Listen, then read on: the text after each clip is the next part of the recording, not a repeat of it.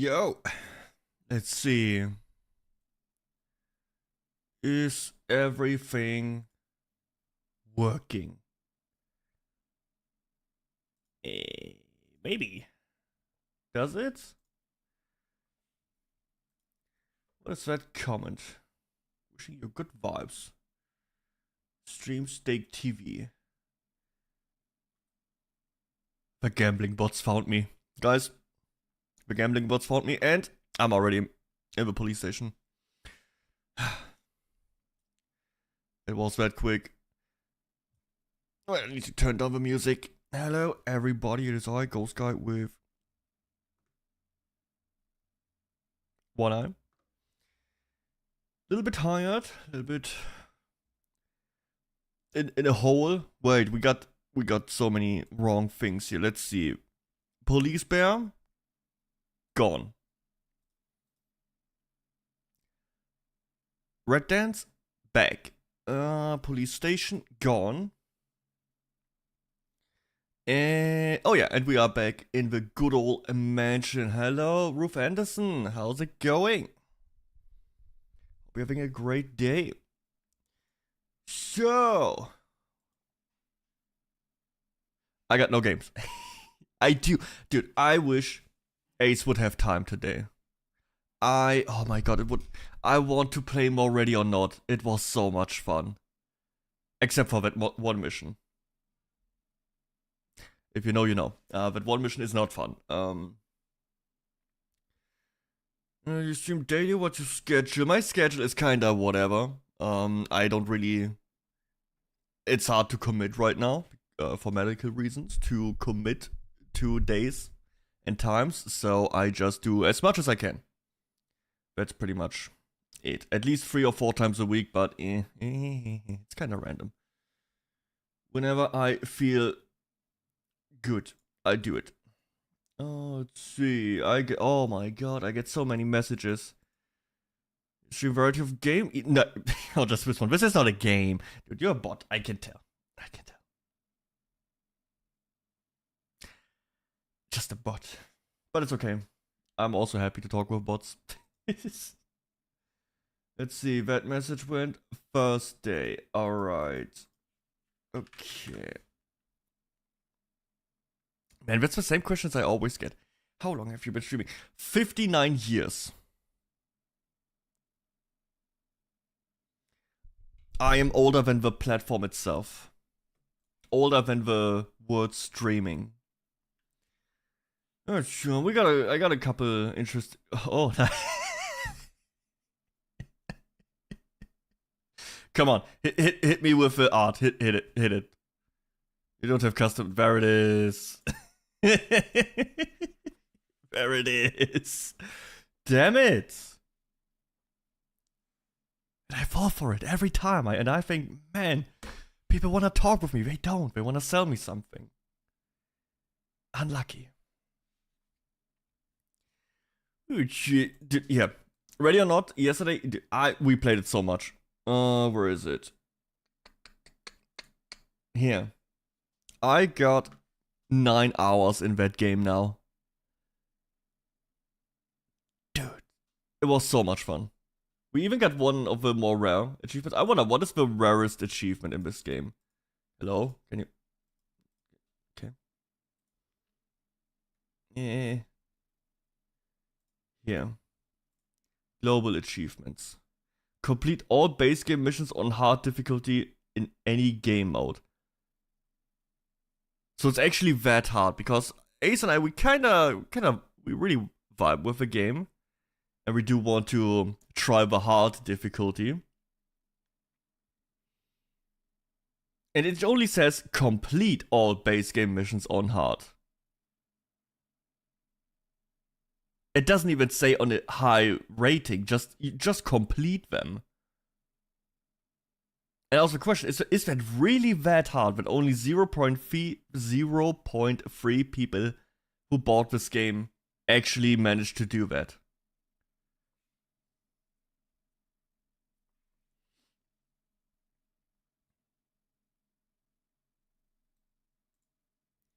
Location of a secret MLO. What is MLO? I have no idea.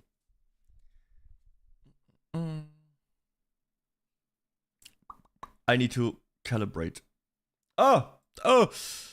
You saw my real face. That's me, blue and bald. Okay, let's get rid of that. Let's go back here. I need to wake up. Where's my energy? I need to wake up. We got a new washing machine in the house. That was fun.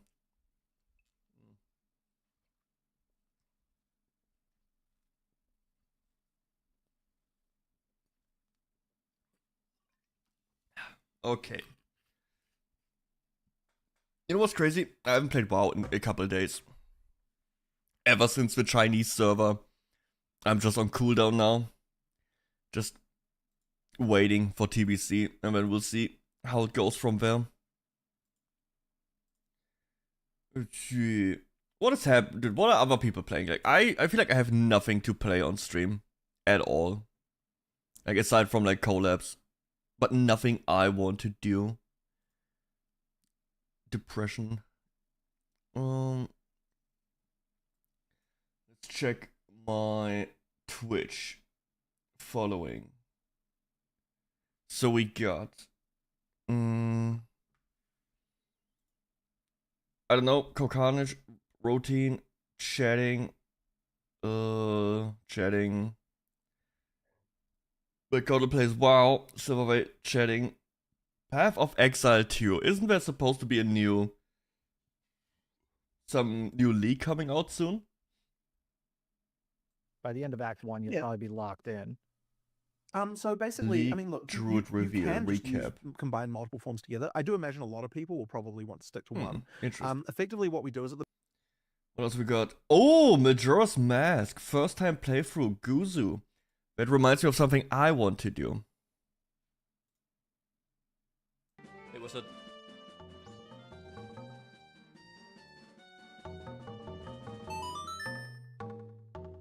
Oh, that's the wrong song.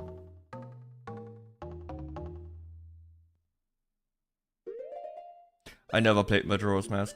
I only played Ocarina of Time. Bing, bing, bing, bing, bing, bing. Okay. Yeah, it's bing, bing, bing, bing, bing, bing. How come we're doing the kick thing again? You did that last time. Because the freaking time! It's a... Let's see. Preach. PoE React. World of Warcraft. So the Mr. Pickles who's going live. That's pretty cool. Ultra Hardcore. Rerun. Dead by Daylight. GTA. Is that RP?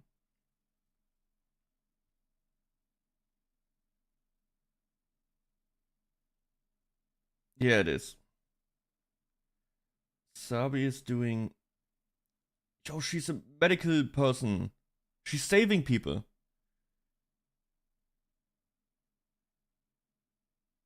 Or not? I played a man-child. The one time I played GTA RP, I was playing a man-child who lost all his money on crypto and got kicked out by his wife.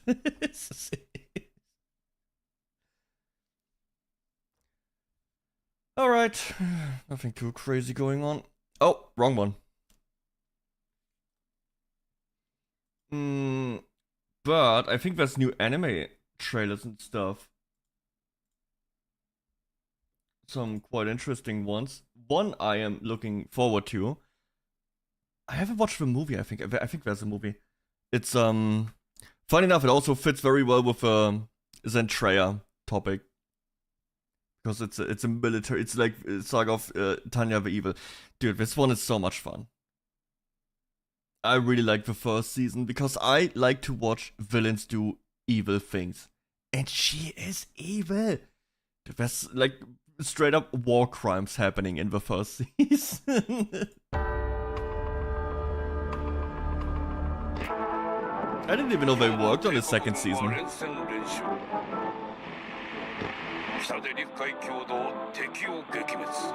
Ah, no subtitles, perfect. 西で有役我にうがての敵陣なし東の脅威我らこれらも撃砕せる帝国万歳明日も勝つ嘘を言うな昨日は勝った今日も勝った明日も勝つバカバカしい I don't know what it is, there's just something so fun watching insane characters. これでは全てが浪費だ出口を探せバカ野郎ああ失礼ターニャ・フォン・デグレチョフ中佐であります出口はいずこにある Still child. 全世界は知ら Could ん age her up a little bit. Little time skip would be great. 幼女戦記セカンドシーズン2026年放送開始 I have no idea what was said. When is it coming out? Any number, please? This has literally lasted longer than World War II. Nah, it didn't.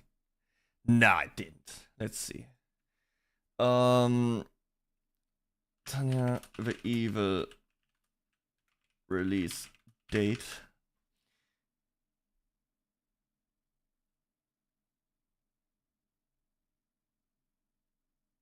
Nah. World War II was what? 12 years? Duration went from 6 years. Oh no, 1933 was a different topic. Okay, no, it actually is. Yeah, it took longer for this anime to come out. Crazy. I had a different date in my mind. Wrong one. My bad. Let's see. Anime winter season, I think. I haven't watched anime in a long time. Here, no, that's the top 10. Fall anime in a nutshell. Perfect.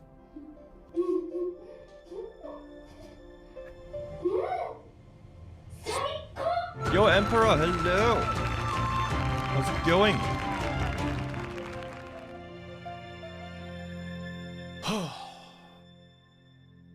So what the hell do I do now? It's Have you full watched any anime guys. this Look, season? it's just a normal anime video that's not gonna take years of my life to produce. I'm sorry. I've missed you so much. I swear I'll never go Studying away tonight? again. Nice. It feels so What are good you to studying? be back, and God, what a season of anime to come back to. We've got The only anime I watched this not year. Oh, I can probably count the animes I watched this year on one hand. I watched 𝐑𝐮𝐞𝐬. I rewatched Naruto.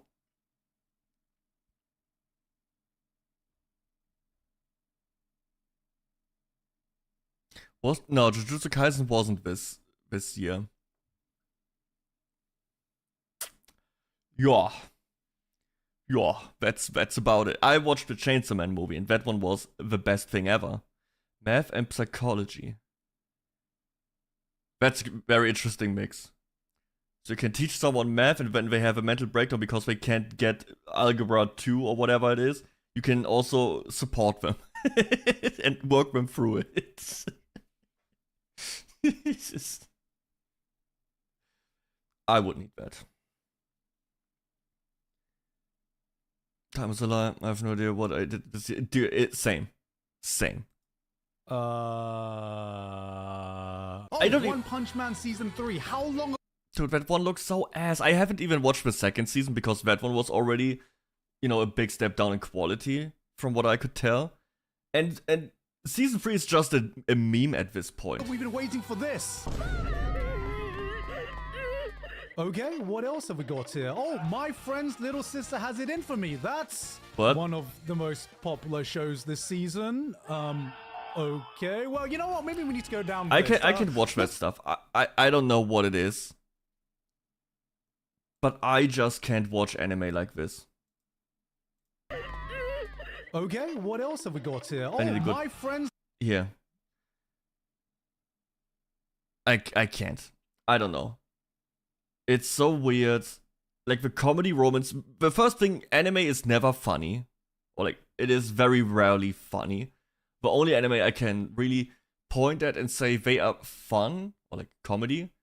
What is it? Blue Lagoon, I think it's called.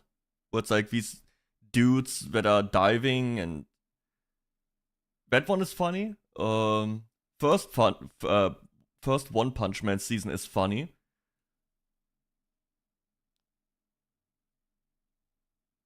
That's about it. Last I watched was 𝐑𝐮𝐿. Now I have to wait, I have to think right now. Is 𝐑𝐮𝐿 is not... That is the one with the boy and the girl who... the boy turns into a ghost and his dick got stolen, right? That's because there's another one that is sounding similar. What was the other one? 𝐑𝐿? No.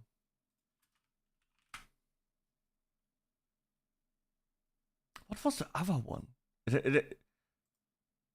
Yeah, here, wait, this one. No, huh? That one that plays in Tokyo or something. Dude, I'm at this point I'm a tourist. I'm completely lost on anime. Whatever, you know what I mean. Little Sister Has It In For Me. That's one of the most popular shows this Why season. does it always have to be the sister? Okay, well, you know what? Maybe we need to go down the list.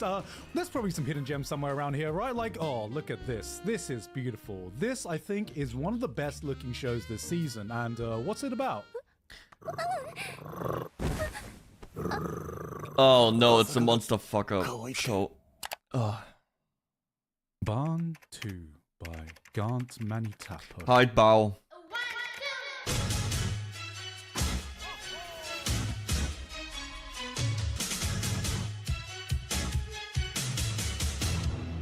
I want more mature. Spy Family, My Hero Dude, Chainsaw Academia. Man was What so do good. they all have in common? Their sequels airing this season, and also you can get them in today's sponsor, Displate. Good one. Displate offers high quality Furries steel and Bound? posters with Yes, officially Willow. licensed It art always from comes down to 200 furries. different brands, and that includes anime as well. I've already mentioned a few, but you've also got stuff like Gundam, 𝐷𝐿, Frieren, and of course myself. Dude, As I a feel like I big rewatched anime Frieren fan, this I year chose just to get because there's myself so an many Arsenal shorts and poster. clips online everywhere Yes, you go. I'm a gooner. You just see I've Frieren also personally everywhere. partnered with Displate, and Barn Displates are available right now. This is the key visual I want that to you watch can Thunder. buy. And you know That's what? insane If enough none of to those me. pique your Thunder. interests, that's Is that the fine. one You with can create your the- own custom displate with as the wolf? well. A fast, simple way to turn any image into a premium metal poster. You can just upload a photo, artwork, or graphic, get an instant preview, and place your order in minutes. Why is my And it's mouth not also moving? Maybe it's super because easy and simple my to mouth mount is it not to any moving. wall I need with to their do more like magnetic that. mounting system. So guys, if you're Exaggerated interested, faces, now God damn it. is the best time Yo, to it's get in Elden on this Ring. because Displate are doing a Black Friday special with bigger discounts than they've ever had. So if you want to get on this, So I yourself, have you can 3 click that displays. link in I the have description a and use Berserk coupon code display, GER a for Neon Genesis 37% off display, 1 or 2 and a displays, Chainsaw Man display. 43% off 3 or 4 displays, and 46% Girl turns into Santa off if for 5 displays or more. if covered in That's red- almost half in off, red. guys. Come on. Thank you once again to Displate for sponsoring me today. And with that said, back to the I video. don't think I heard about that one. Oh, I saw clips of this one. That's the dance anime. And it looks stupid.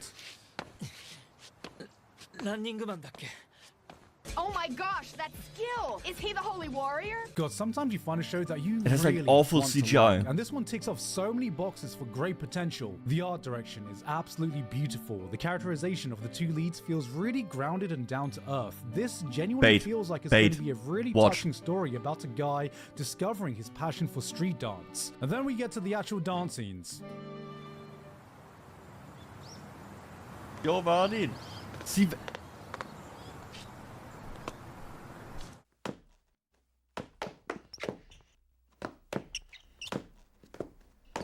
I tried to be a bit more open-minded about God. CG, considering anime fans will overreact no matter how good the CG is. But, yep, this ain't one of That those is just moments. bad. You cannot make a dance anime and make the This dances look unfortunately just isn't up to stupid. par with the standards modern anime has proven it can produce, and it's a real shame because wait, did the main character? Mushroom just muscle. mention Yeah, but he Scatman? looks very generic.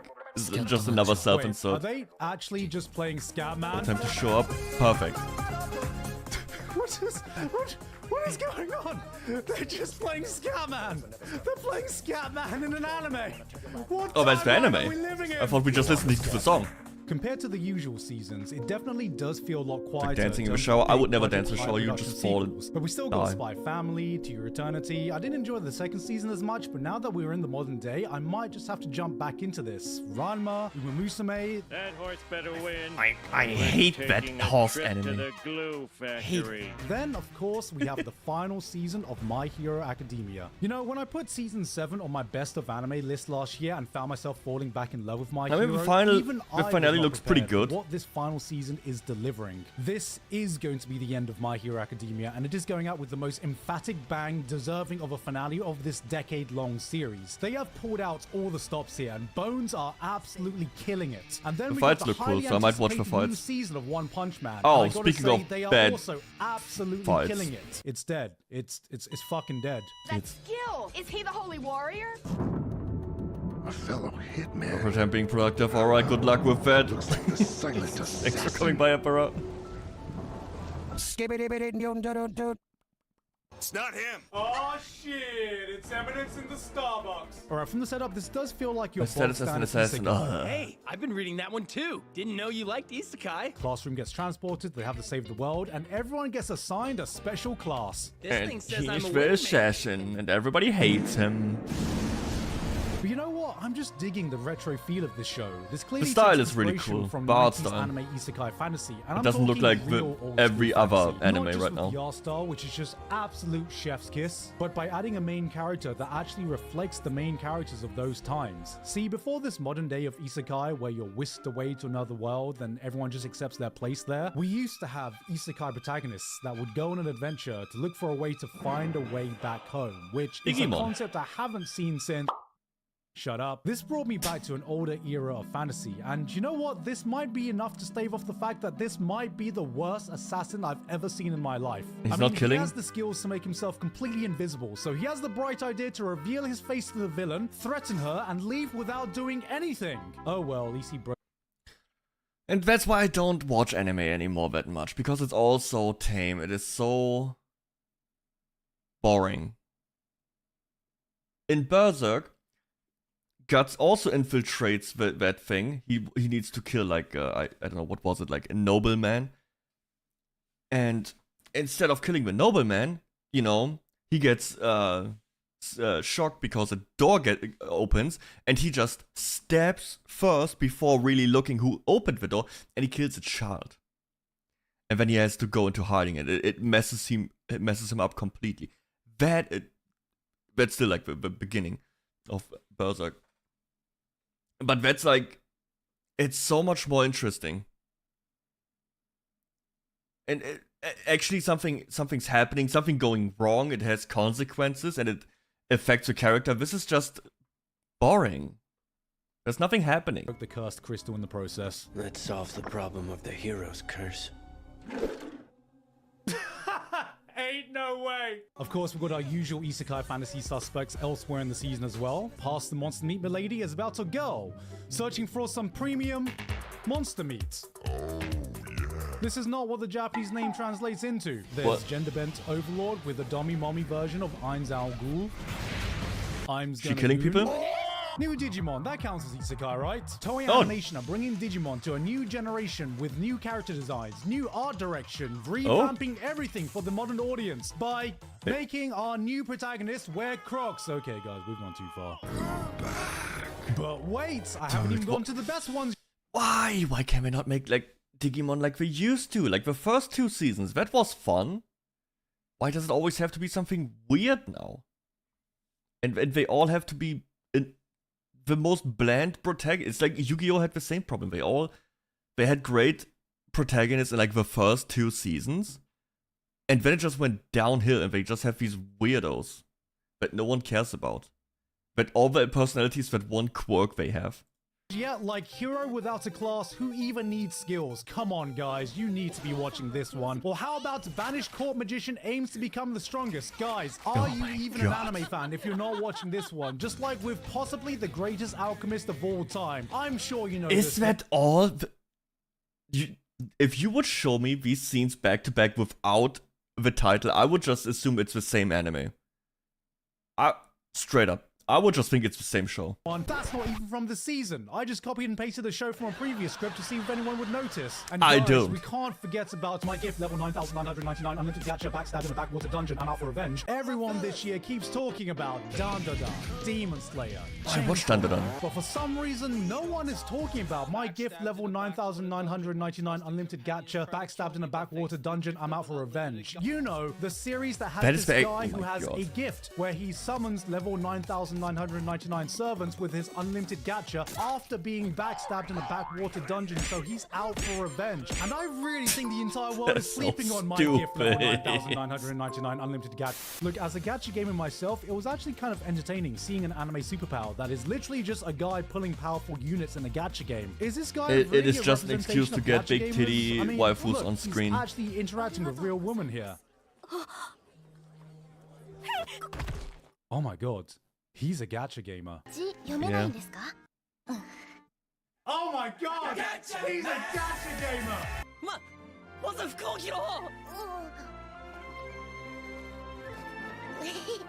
この服気に入ってたんだ。 Garn, can you do the dishes like I asked you to? What is happening? Do we just have a side quest now?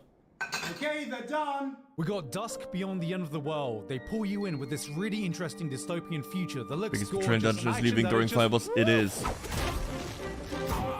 And then you Dude, I hope they Disney add level the new cartoonishly tank to evil Fellowship villains, quick. a naive goody I don't like the two-shoes two tanks MC, they have and right an now. oppressive organization that It's the only reason I'm not controls really and playing monitors much. their population called Orwell. I know writers who use subtext and they're all cowards. But hey, at least you can marry multiple people in this timeline. Look, the protagonist is given a choice between this girl, a woman in love with her brother, and an android. Yes, the future where our choice is lolly, incest, or AI. This is the future.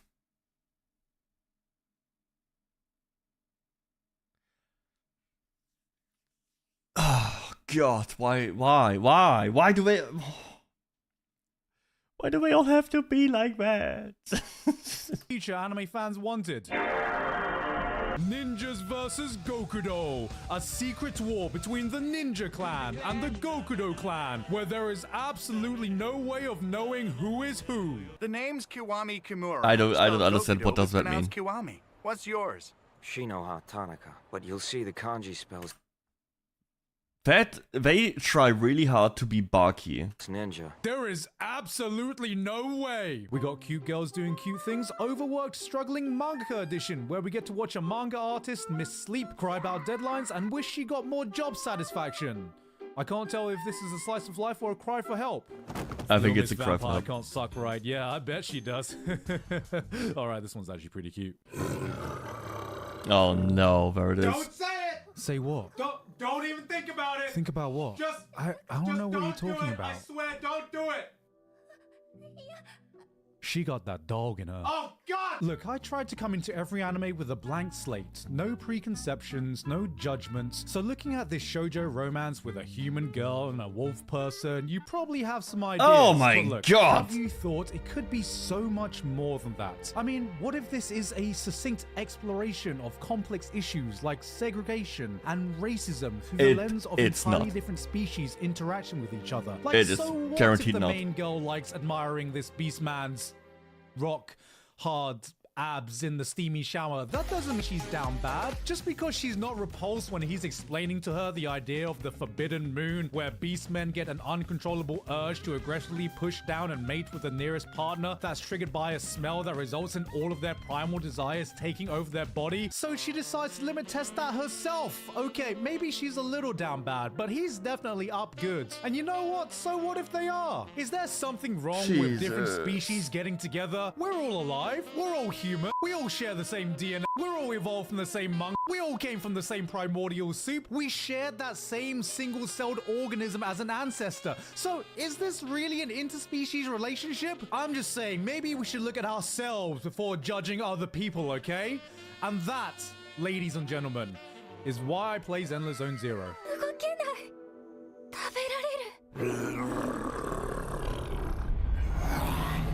I hate this. Alright, this is just a bit too much. What kind of person is into this shit?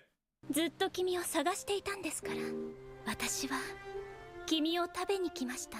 Okay, you know what? Maybe we shouldn't judge the furries too quickly. We should judge. Yes, another We need to fine judge. addition to the Toxic Yuri collection. We have The Shape of Water, Lesbian Vor edition, giving us the hydration we most definitely deserve in this dry season. I don't know what it says about anime that two of the most beautiful looking shows this season somehow have one character inadvertently trying to eat their love interest. We got Japan's latest attempt to get their population to reproduce with Alma-chan Wants to Be a Family, where tech bros are so determined to not have sex they're using AI and robotics to make a child for them. And look, this is cute and all, but at this point I gotta wonder if shows like this actually have an effect. He's done. And now for That's one it. of the Over. newest and GG. most popular villainess anime about the most elegant, dignified lady living the grand life you'd expect. Isn't that the one with woman? assassin? From refining her taste with some elegant tea to always showing No, it's proper not that. etiquette What was that is it? to be expected Like of such her boyfriend a is also like high-class super woman. This brutal. is a lady who truly embodies the philosophy, the lion, the witch, and the audacity of this bitch. Maybe I watch this one. That one looks fun. Cause in the immortal words of Spike Spiegel, I just love a woman who can kick my ass. Actually, just kill me. And that's why you should be watching this show. 時間を遡る力、そんなものが存在するの。秘密ですからね。もし言ったらお仕置きですよ。 Everyone! This woman has the power to turn back time! At some point, I will kill you. I'm onto her now. She wants to make me her boyfriend. Ah, the average I can fix her, bro. Science Saru have fully cemented themselves as the studio like that the art does style. weirdo shit. They found their calling, adapting a series like _Dan and seem to be continuing that momentum with a series from the creator of Beastars, Sanda. Right from the outset, Oh, I just that's love what, how everything they do has Emperor such was a talking unique about. aesthetic, while still bringing that quality of animation you'd expect from them. And now they've finally given us another Christmas-themed anime. And if you're looking for something festive to watch this holiday season, I can Why are you guarantee naked, Bo? that this will be your favorite Christmas story about a girl who wants to find her missing best friend. So she stabs a kid to cloak him in red so he'll awaken his hidden bloodline of Santa Claus, transforming into him so he can grant Oh, her that's wish, Santa reigniting Claus. the I spirit of see. Christmas, where the concept of holidays is forbidden in a dystopian world, and they fight against the anti-Claus faction to make people believe in Santa Claus again, which will in turn combat Japan's declining birth rate. I watch that. That's the type of weird shit I want to watch. That is like Chainsaw Man coded. I don't want to watch this weird brother sister bullshit. I don't want to watch all that furry romance bullshit. I don't want to watch any of that stuff. This is what it's about. Watch. Fighting the spirit of Christmas, where the concept of holidays is forbidden in a dystopian world, and they fight against the anti-Claus faction to make people believe in Santa Claus again, which will in turn combat Japan's declining birth rate. I don't know about Either the last that part, or but everything Oregon. else We got seems an anime great. about a group of people stuck on a spaceship, except one of the crew members is an imposter human who's actually an It's anime Among Us. But off a snip, dude. You need to understand. We could watch that afterwards. The creator of Chainsaw Man, that guy is insane. alien and is secretly killing everyone. So each day they take it in turns to vote on a crew member until that imposter is found. And guys, I know what you're thinking, but come on, there are plenty of games with this setup. This is actually based on a game itself, you know? So as long as they just don't... Oh, for fuck.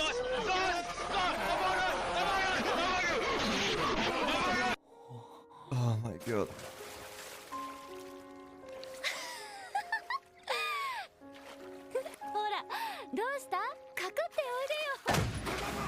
God, sometimes you get an anime that's so painfully a light novel adaptation, and Chitose in the Ramune bottle feels like it's trying to be your next bunny girl senpai, or Origaru, except goddamn, is this protagonist no Hachiman? Like, I know this is meant to be a new take where the protagonist is actually a popular guy this time, but like, I can't quite put it into words. The main character is trying really hard to be a main character. I'm not talking about your cool aura farming protagonist. I'm talking r/I am the main character. I peaked in high school energy, along with this posse of girls that glaze him so much, his ass might as well be roasted ham. Like, there's this guy who refuses to come out of his room because they think the main character is too smug and cocky, and then he thinks, maybe bringing out my glazing squad will convince him otherwise. And when that fails, what's the next logical step he decides to do? Bro is Yeah, a I'm kick 14 streamer who versus missed deep. this canon event. The Power Ranger? No. I have no idea what it is. I'm a tourist, man. I'm a tourist. Every so often, you get a show that gives absolutely zero fucks if you are the person it's trying to appeal to, yet it draws you in anyway with how much fun it seems to be having without you. 𝐸 wants to be a Kamen Rider is exactly just that. A 40-year-old man obsessed with Kamen Rider who gets his chance to kick ass and live his childhood fantasy by becoming the modern-day Kamen Rider. I am not a fan of Kamen Rider. I did not grow up with Kamen Rider, but goddamn does everything about this show speak to me on a spiritual level that transcends having to be a fan of this franchise. This is a guy who was so obsessed with Kamen Rider, he beat up a gang of school bullies just by believing he could transform into him. He goddamn wrestled a bear into submission. What the fuck? Does it make any bloody sense? No. Can one man actually do this? No. But who the hell cares when you have a man getting to live out his childhood dream, shedding full-on manly tears by becoming the superhero he always wanted? I might watch that one too. That looks cool. Yeah, that one looks really good. This is just one for the guys out there. Oh no, but I'm not middle-aged yet. I can't relate to him. Shut the hell up. Shut up, man. Just Man, watch no this what dude they find themselves as, beat up secretly people. yearns to be that boy again, doing that shit we daydreamed about. And if you've just felt one iota of that feeling, this anime is going to speak to you. This is my new favorite genre now. You can't win them all. Midlife crisis anime. Oh no. Oh no. My spades. Today I feel. Can we not get another beating up people anime? 2025 has been a landmark year for the sister genre, with shows like the 𝐸 family, introducing 5 little sisters in one package. But now, in fall, we present the newest scientific discovery in the world of anime. Oh no. Schrödinger's Imoto, a sister that lives in a superposition of incest and not related by blood that will remain that way until the observer chooses to view the DNA results. Or as it's colloquially known, Orimo for cowards. Look, I love another entry into the teasing genre as much as anyone, but damn, this bitch is trying so hard to be Nagatoro. I don't know, something about the show is just sounding off all the alarms in my head, but I can't quite put my finger on it. イロハは秋が好きなんだと思うよ。はあ？ありえないだろう。先輩に振り向いて欲しかったから。 Wait a minute. This is just the Pokemon Red edition of boy-girl friendship. なんちゃって。 No. No, I can't do this again. Surely there's got to be another reason to watch this show. とりあえず寝ましょう。ごめんなさい。私15歳以上の男は。 Damn, finally. Someone Oh respectful shit, in this show. 10 stream streak? That's what I expected from my #1 Hey guys, hope you viewer. enjoyed that video. Thank you very much this month too. Basil, Pain Patchett. Wait, is Monster not working? Functional Degenerate, Shouting Zombie, Pony Stark, Flabberwocky, Misaka12315. You got scammed? Already? Damn.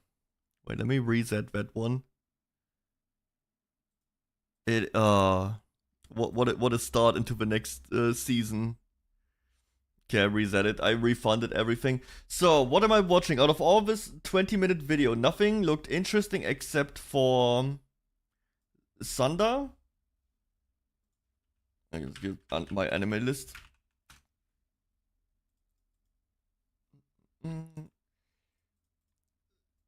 Sunder looks good.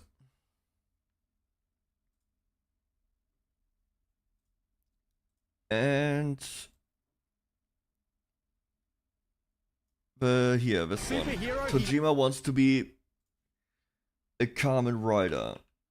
𝐸 wants to be a Kamen Rider. TV, October 5th. Is that already finished? I hate watching anime that I cannot binge. I always wait. It's the rest. He looks like so tired. He's on the grind. He always puts out like all these high effort videos, and then he also has to do like trash taste and everything. There's so much. But I want to watch one of his videos because we first of all we like this. What? Oh, my Vtuber account is not subscribed. Okay, now it's subscribed. Yep. Go and give that video a like and subscribe to 𝐑𝐮𝐥𝐞𝐬. We watch another one.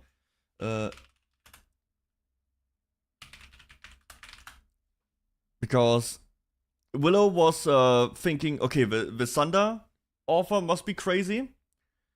This one. Chainsaw Man is a story about a man who's a chainsaw. This is my favorite offer when it comes to manga. Chainsaw Man is possibly Together with, the like, hottest anticipated IP in anime right now. Recently, it doesn't But seem like Fujimoto is Shonen Jump can insane. miss when it comes to their titles being guaranteed. Every manga I read Jujutsu from him, I love Kaisen, it. New Kid on It's the Block that insane. Everyone So seems fun. to talk about. Demon Slayer only broke every sales record imaginable and completely revolutionized anime movie tie-ins I'm pretty forever. Spy X Family. I'm pretty sure that where is it? Get the numbers here? Nope, no numbers.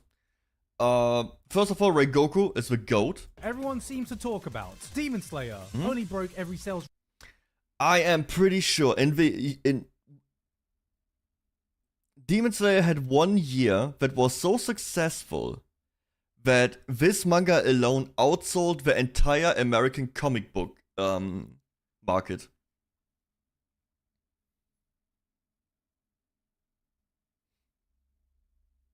Pressure uses ChatGPT for like 70% of titles. Maybe. If ChatGPT can find good titles, good enough. But yeah, this one, also Mugen Train. Oh my god, this movie was so good. This movie was so much fun. The anime itself, the manga itself, the story is whatever. But the animation, godlike. I think more people in the anime community watched this than took showers, and yet even with that, it feels like there's just as much hype for Chainsaw Man, even though it hasn't even started airing yet. 180,000 people were waiting in the lobby for the new trailer drop. The trailer numbers have got upwards of 17 million views on YouTube, which is pretty much unheard of for a new upcoming IP. I mean, these are the kinds of numbers Attack on Titan final season is getting, and that's Attack on Titan final season. Yeah, but season 4 was ass. Trailers alone, this might be one of the most beautiful things Studio Mappa have produced. I mean, oh, just look at this. It's beautiful. When this anime finally drops, why is it's there pretty much moaning set in to there? take over the anime community and further cement Shonen Jump Is that the as hit the rapper and pro powerhouse of Counter-Strikers? anime and Yes, I manga. am. But How's it going, Yates? CH? Wait, hold on AKA a second, hold plushie, on. I want to wait till the AKA anime starts airing marketable before I tackle this plushie. behemoth of a story, because I've said this a few times before, but I haven't actually read the Chainsaw Man manga yet. Why? I mean, just look at this. Wouldn't you want to experience this story for the first time via anime if it ends up looking this good? I understand that approach of, oh, you wanna watch the anime, but Chainsaw Man's manga is unique. But serious, there are some chapters in Chainsaw Man that use the paneling and the pages in a way that anime can't. And that most other manga don't use. It is... I would love to tell you, but it's the next season. And I don't want to spoil it because it's that good. And it's one of my favorite manga arc ever. I will probably come back to it because I cannot stop yapping about it. Why is it in slow mode? Why is my chat in... Okay, it's not in slow mode anyway. I will come back to it on when the next season aired. And I will show you exactly what I... spoilers. I could spoil you, but I don't really want to. Let's just say I will show it when it's time. And it's genius how he's using paneling. It's amazing. And it adds so much to the stakes and to the story and to the characters he's using it on. It elevates the entire thing. And I wonder how they do it in the anime, because you cannot simply do it. Because they're...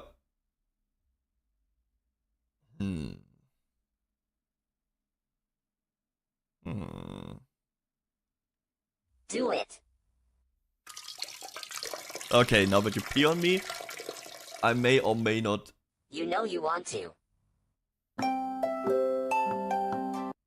Okay, one panel. I will look up one panel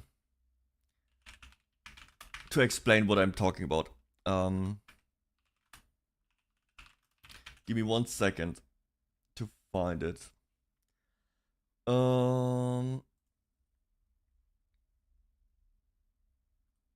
It should be around... No, that's already the second season.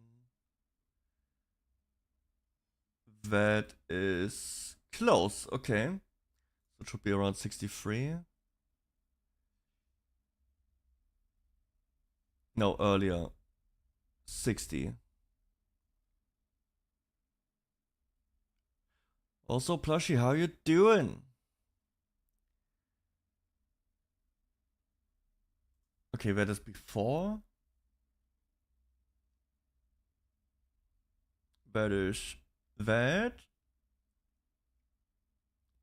I wish I could have remembered. I sadly don't know every single chapter in and out.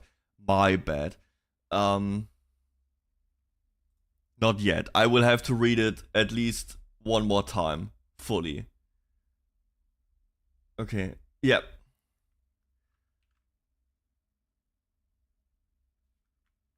I will give you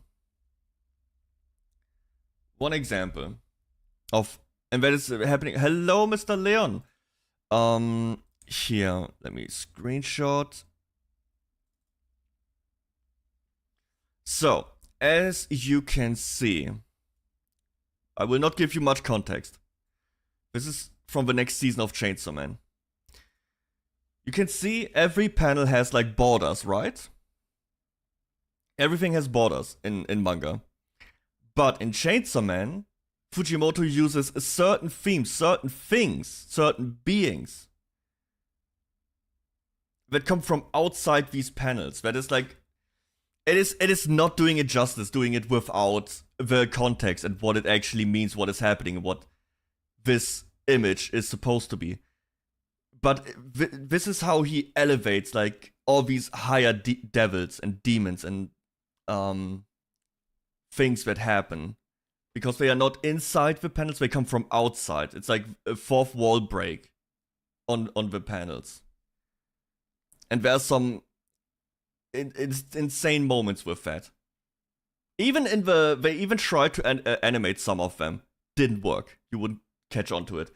But there are some panels that are designed in a way that he goes from one into another, but that completely changes direction. It's insane. But just this, every time this happens, shit is real. Shit is going down. What I've done though is read. It's a Demon Slayer movie that costed like 2 cups of cup noodles and got $750 million. Yes.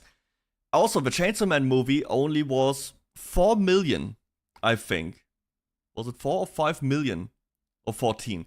Not a lot. Very little money.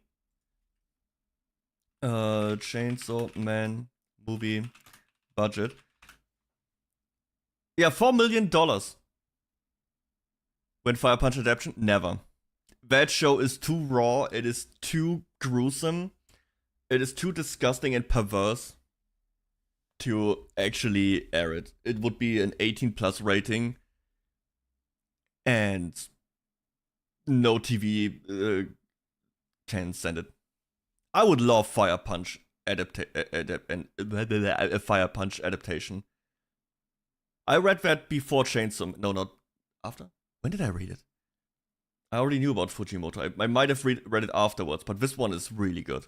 Pretty much everything else the author has done. Tatsuki Fujimoto is one of the hottest names in manga right now, and while Chainsaw Man is busy taking over the world, I wanted to take a chance to talk about some of his other works, because after perusing, I fully believe that he might be one of my new favorite manga artists of all time. Reading this guy's work and seeing his current path in manga, I honestly think we might be witnessing the journey of one of the greatest manga artists of our time. Yes, burn this name into your memory, because this guy... He can fly. Could well possibly be the new face of manga. Everything he's touched, without exception, is, in my opinion, worth a read. So if you're looking for something to hold you over from that Chainsaw Man hype, this is the perfect place to look. Let's start. He also shadow dropped another, like all his short stories I wanted to talk about my friends as an anime adaptation, like 8 episodes.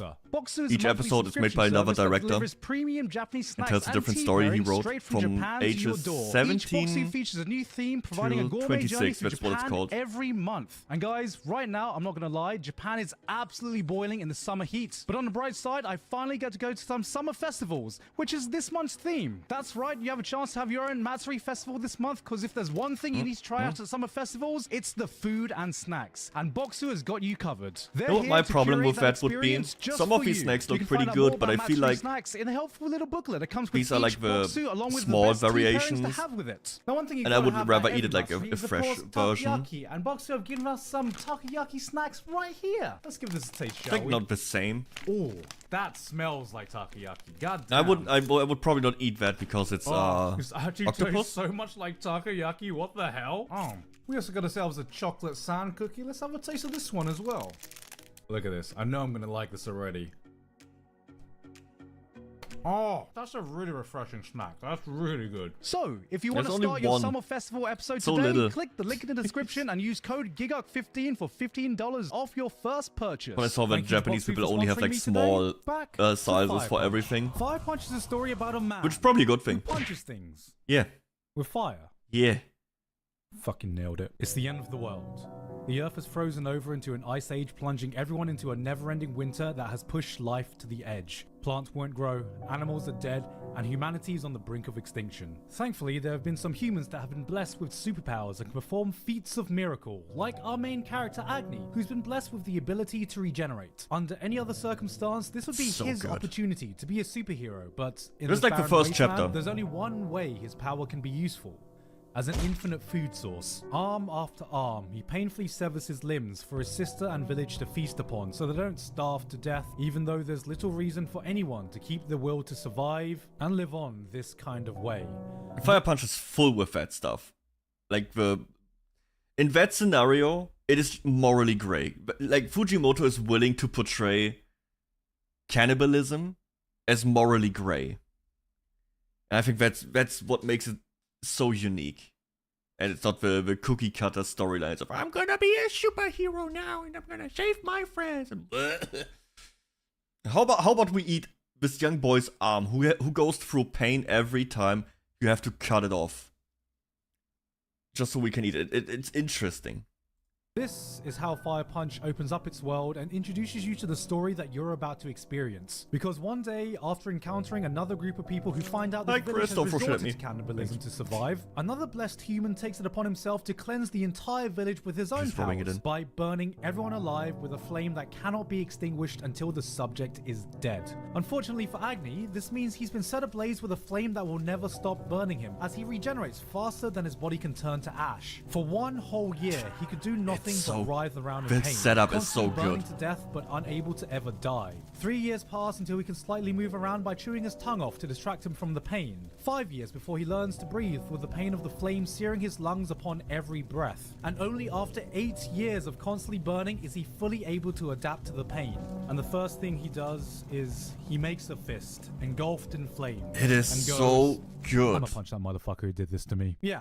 How's that for an origin story? Oh, look at this man with the little spider bite. Was the little spider bite painful? Did it give you a boo-boo? Oh, that looks like a painful boo-boo. Oh, is the widow baby sad because his parents got shot and now he listens to My Chemical Romance? Widow baby, don't be sad. It's gonna be okay. Fuck that. How about having your friends and family burned alive in front of you only to have your entire existence be in constant searing pain of being scorched to death every moment of your life? Fire Punch takes the superpowered superhuman stories you know and completely flips it on its head. It reshapes and reframes what you think having superpowers would be like by dropping you into one of the most brutal and unforgiving worlds I've seen in manga. You got electric powers? Fantastic! Give me a hammer so I can go around saving the world like Thor, right? That would be my favorite ability. You know what? You can be really useful as a personal battery that people can use to power their homes. Firepower? Brilliant! We're going through an ice age right now, so heat's the one thing humans need. So let's just strap you down so you can become our personal industrial power plant. If you have powers, you're not just a human being, but a natural resource people need. It has like that Outlast Trials approach to everything. By God, are people going to survive by any means necessary? This is a world without hope. Goku? Fire Punch uses this as a vehicle to dive right into the deep end to showcase some of the worst sides of humanity and the things people will turn to in times of desperation. We've seen stories like this before, but Fujimoto manages to present them in a way that feels fresh. This panel, or like this storyline, dude, it's my favorite one in the entire manga. It has such a trippy way to set this scene up. It's It's unique. It is so good. It's so good. I want to reread it. How much is it to buy that? I have all the Chainsaw Man manga by now. I still got a little bit of space in my shelf. Maybe I could buy all the Fire Punch. How many volumes does Fire Punch have? How many volumes does Fire Punch have? Only 8 volumes? That's nothing. That goes right in there. That fits perfect. I will buy that.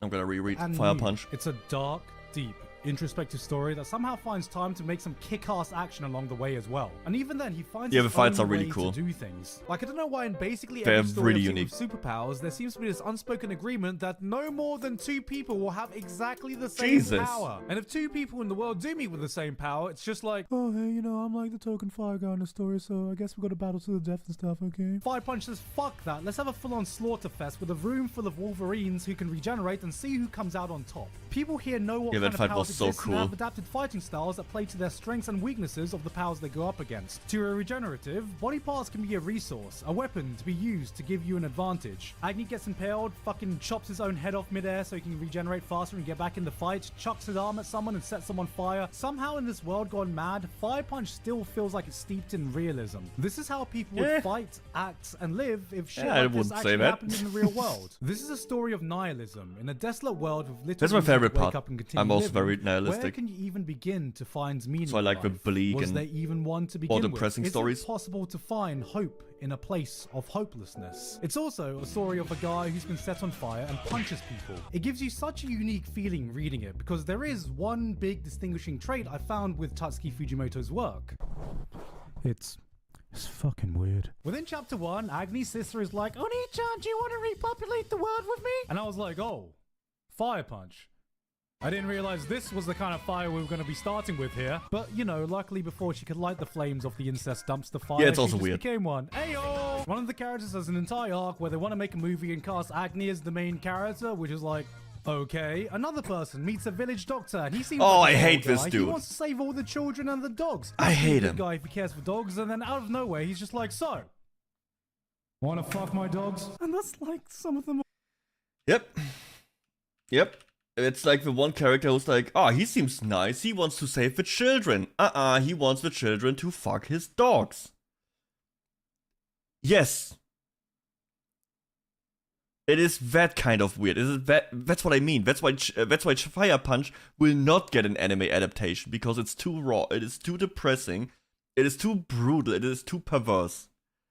But that's all the things that make it so good and unique. And don't worry, they're not fucking the dogs.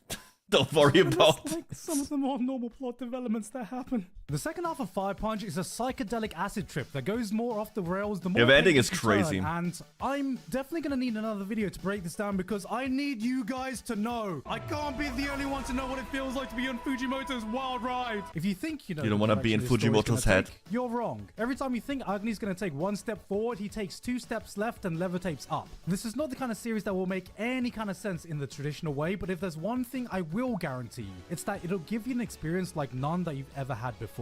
And that's True. something I feel emanating out of all of this guy's works. He's someone that takes normal convention and drop kicks it out of the atmosphere. Someone who isn't afraid to throw in some batshit insane things into his work, even if he knows the general audience might not understand it. Fire Punch was a melting pot of raw ideas from a talent that had yet been refined. It is far from the perfect manga, but through the unhinged madness, I could tell that there was something special behind this vision. And I think Fujimoto learned a lot of this lessons shit from was this, insanely because his good. future work would only grow to be more polished while maintaining his unique, insane style. Obviously in Chainsaw Man, but also in his one-shots, namely Look Back and Goodbye. There's a movie Era. about that one, about Look Back. It's on Amazon. Most Amazon manga Prime. It's like one-shots you 50 see minutes are long. around It's like a short 50-ish or movie. so pages, acting like an extended manga. And they do a chapter, great and yet job. This guy somehow had the They gall to do expand 2 and they very use notable animation one-shots, to its strength. One being 143 pages, Because it's and an the other manga about being manga writing, so you can 200 assume it has pages. all the That's not a benefit, all the stuff I one-shot, talked that's about an earlier entire fucking about how manga he's volume, doing manga. which I believe in the mangaka world we refer to as absolutely fucking cracked. But it was in reading these 2 titles that changed my perception of Fujimoto from just being a talented manga artist to being an absolute genius. Both of these That one-shots dude tell stories loves you may be cinema. very familiar Like with. all of Look his, Back all of follows his the life stuff. story of 2 every manga he's doing, it's framed like movies. It is written and the story is told like movies. It has like, it is cinematic at its core. It hits different, okay? But I don't know how to say it. It hits different. Two manga artists that become friends, and Goodbye Eri is about dealing with the grief at the loss of a loved one. But they both take their own very weird turn with their own weird Fujimoto flair that will take more time for me to describe than for you to just go ahead and read them, so please just go fucking do that. They're both available on the Shonen Jump app, and I guarantee you're not going to find a better way to spend 30-ish minutes of your life. What I realized is that Fujimoto has such a unique style of storytelling that feels almost intimate in a way. The man has a grasp of manga in a way others could only dream, and I think both these stories fully display what makes him so special. This is what it's like seeing a genius visual storyteller at work. He knows when to use dialogue and when to shut up and let his panels do the talking. Take this scene That's the from best Look thing. Back. There's so many manga panels for fun. where there's no words spoken. You just have the visuals speak for themselves. Like, that's a problem with like a lot of anime I have, or like manga. Especially, One Piece is a great example. One Piece has to speak out everything. Every little action. Ruffy's doing like a step to the left. Oh! Luffy-chan, he just did a step to the left. Oh, it's to evade Kaido's next attack. He already predicted. They never shut up. They never shut up. And they need constant recaps and explanation. And look at this, and you have like another character who needs to react to what is happening and explain it again. It is so annoying. I don't know. I feel like Fujimoto has more respect for the reader to figure things out for himself and lets them, you know, interpret things their own way, even if it can lead to the wrong interpretation. This interpretation cannot be really wrong, but you know, come to the wrong conclusion. But it is just, I don't know. I would use the word mature, but I don't think it's the correct one. More respect for reader. That's what I would say. Her comics get published in a 4th grade newsletter and everyone praises her for it. She's talented, they say. She's the best there is, they say. There is no one that could be better than her. She is a manga genius. That is, until one day, another person her age publishes their art in exactly the same newsletter and completely blows hers out the water. Hers looks like an amateur scribble next to this mystery person, and everyone around her makes her know it. So, unwilling to take the L, she practices. Day in, day out, she works to improve her art. Before she knows it, it's years later, and she's looking at her new improved comic next to the same person who's also gotten drastically better in a way that she could never even hope to reach. Convinced there's no way she could ever compete, she gives up on manga. And so, time passes, and eventually she reaches graduation age. Her teacher asks to deliver a diploma that belongs to this mysterious rival that she never met.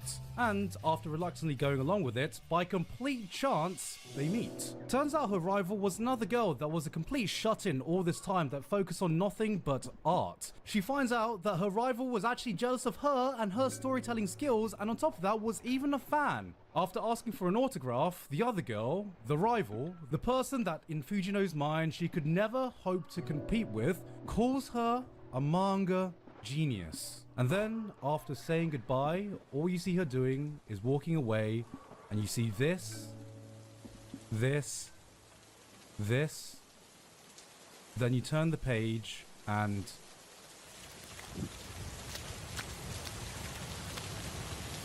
it just hits different, man. It is just so... It's it just rare conveys to see pure such emotion. a mastery when it comes to visual storytelling. You can feel a wave of emotions shifting and turning in a way that's normally impossible to convey on a still page. Joy, excitement, validation, vindication. This didn't feel like I was reading a manga. It felt like I was watching a movie, not with rough storyboards, but with real actors conveying their subtle emotions. And that's the magic of his work. His art is able to portray such a range of emotions and impact. Dude, there's some One panels panel that are could be a just, silly or pages that are character just making a dumb one face, character and the next could looking be a beautifully haunting around, that's it. existential nightmare. The kinds of panel with such striking imagery that it will be burned into your psyche for years, decades for your life to come. It's this ability to switch switch on and off at a whim that makes Fujimoto a master. We are just puppets on his stage, with our emotions tethered to whatever he wants to express. And all this is on full display in Goodbye Eri, which is one of my favorite pieces of short fiction I've ever read. The manga focuses on a boy trying to come to terms with his mother passing away from cancer, and he does this by making his own movie that he films, with his own very weird and twisted personality. What makes this special isn't just the I wonder who story else has a told, very but weird the and way twisted manga personality. is used as a way to tell it. Almost every page in this manga is split into 4 panels, almost like they are frames from a movie itself, the movie being made in this story. Sometimes we are cutting to different scenes, sometimes it's a behind the scenes shot, and sometimes there are entire double page spreads of almost the exact same panel, just so we can see subtle movement and expression. Which means the few times a page breaks this paneling formula, it impacts you in a new way I've never really experienced. It hits different, okay? I tried to find another way to say it. There isn't. It just hits fucking different, alright? The narrative takes you on a journey of what you perceive as real, reframing your perception as you continue reading. Right up until the end, it weaves in and out of some perfect blue-esque reality, and we're here to figure out whether we're watching a play or whether we're watching real life unfold. The fourth wall isn't broken. The fourth wall He is really removed loves cinema. entirely, and we as the Every audience are wondering dude, if Fire Punch has at least one part going, or like a set piece that is cinema. Chainsaw Man has cinema. This one has cinema. I don't know about Look Back. I don't think that one has a cinema scene, but almost all of his work has at least one page where the characters go to the cinema. if it ever existed in the first place. This isn't a manga. This is an indie film that's been playing inside of Fujimoto's mind, and we've been lucky enough to get front row seats at its screening. Somehow, he's made cinematic manga a thing. This one shot. It's not just the manga, it's also his adaptations. Like Chainsaw Man's opening is like 28 different movie scenes with the Chainsaw Man characters. The opening of the same for the Chainsaw Man movie. It's all movie like references. Even like one of the very first one, like the man riding on a horse, that is also in the opening of a movie. In these 200 pages than most manga do in their entire run. There are twists, there are turns, there's that same Fujimoto weirdness that takes you to a place you never thought the story would go, but at the end of it all, there is a message, loud and clear, that culminates in a final panel that blew me away. This was, in the simplest of terms, a masterpiece.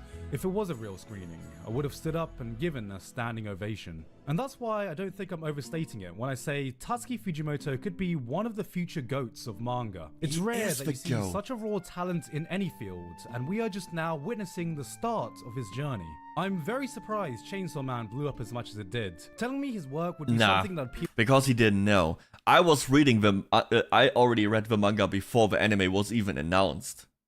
You know, I was reading it all before that. I knew this shit would blow up. I knew how fucking popular Chainsaw Man already was. And how many, like, if you ever watch, go for like, or like go on YouTube and check Chainsaw Man fan animations. It is so much. It is insane how many there are and how talented they are. Like, the Chainsaw Man fans are brain rotted, but also dedicated as hell. To mainstream audiences. Don't do it, it's spoilers. Telling me that David Lynch is directing the next MCU movie. But at the same time, I'm really glad that it did, because behind all this craziness, behind all the weirdness, behind all the batshit insane ideas, there is a raw desire for expression. You can feel Tatsuki Fujimoto's pure passion for storytelling bleeding out of every single panel he does. Some of it may be pretty out there, but through it, I sense a conviction like no other from someone who's I'm telling you, it's the crazy people who make the best art. Even if you're normal, having to stick the middle finger to you lost. And all this sets the stage for the Chainsaw Man anime to drop, as the wider world can get a glimpse of the face of a new manga juggernaut of our time. And here, by the way, this is the scene that I meant. The middle finger to popular convention. In the manga, this one is he's going into the demon. All this sets the stage. And it's a little bit rough here, but in the manga, he perfectly goes into it, into the next panel, in one motion. He is like going in and then down. It's a little bit different. In the manga, it is like one of these in one go shots. It's really cool. Of our time. He also tried to eat his own goldfish, I think. Hey guys, hope you enjoyed that video. I am hyped as hell for Chainsaw Man to come out as everyone else is, but I'm gonna wait until it starts airing before I consider making a video on it. But with that said, thank you very much to Alpha Sigma, Basil, Dysfunctional Alpha DGen. Sigma, the goat. Yeah, let me like, copy here, subscribe if you haven't already, give it a like. 𝐑𝐮𝐥𝐞𝐬 is the goat. Let's see, what are we doing now? Where's my music? Ah, there it is.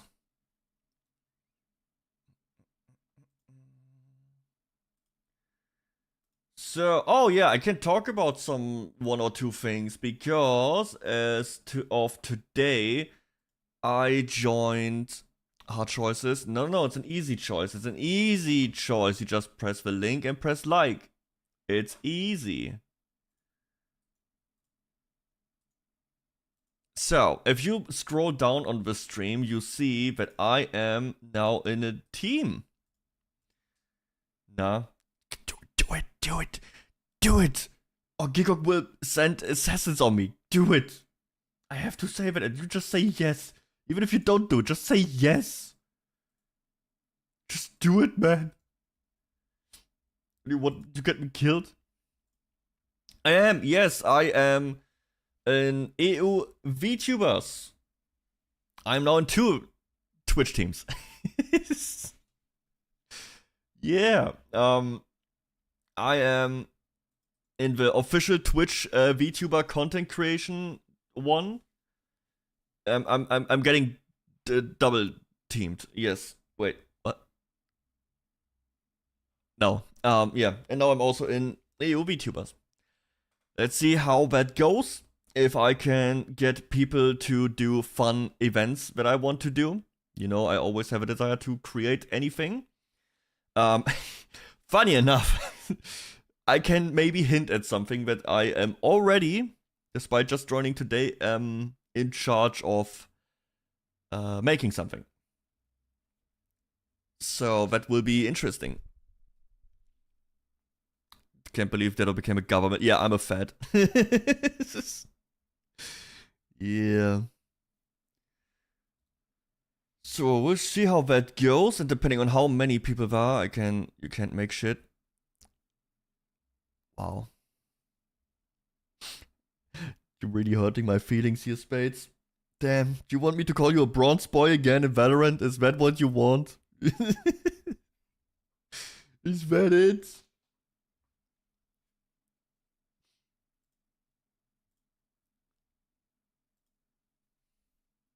No, you don't. Call me Radiant. Dude, you are... If you are Radiant, I'm actually a fed. What is your rank? Come on, share it with the class. What is your rank? Tell me. All that 2 and 4. Yes. Yes. All and Fu are also in there. And Fu messaged me. Like, I applied, and where is it? Fu messaged me to be careful. Guys, I'm getting silenced. I'm getting censored. Damn, feds all around us. Can't say anything compromising, you know. True, dude. I got bad. I got bad. Mouth corp on, whatever it's called. Yeah. Envtuber. Rankless ATM. How are you rankless? Can you actually go into no rank? Also a new season and you haven't gotten the matches yet. How's that working? I played Counter-Strike last night. 2 rounds with Ole and Plushie. Iron is rankless. How the fuck? You can't tell me that it's... What? I'm sure you're doing your best. Oh, good. Also, can I get a little bit less movement on my model? There's too much up and down movement. That's annoying.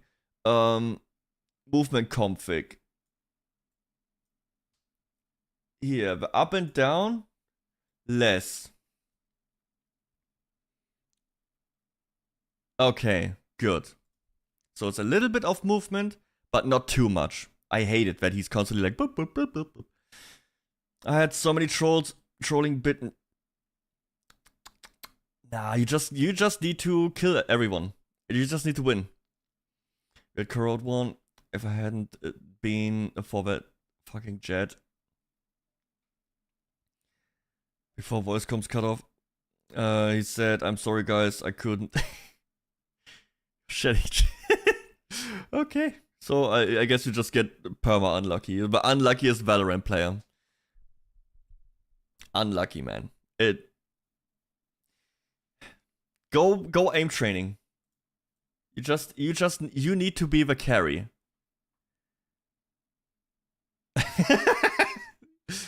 Dude, I love gaming. That's the only thing I would miss out of online competitive games is like the banter of people just talking shit to each other. And that's the biggest negative about Counter-Strike. It was all Russians. I didn't understand anything. I couldn't talk shit. I couldn't read the shit talking because it's all Russian.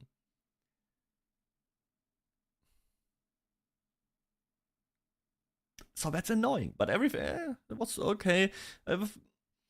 Counter-Strike is fine. It's like one of the games of all time.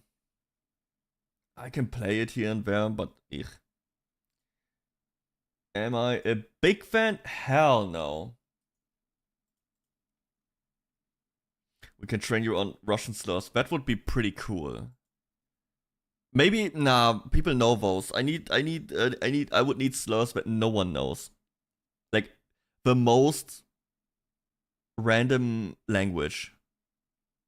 Guys, what is the least spoken language in the world? And then we learn that one. It's like our secret language.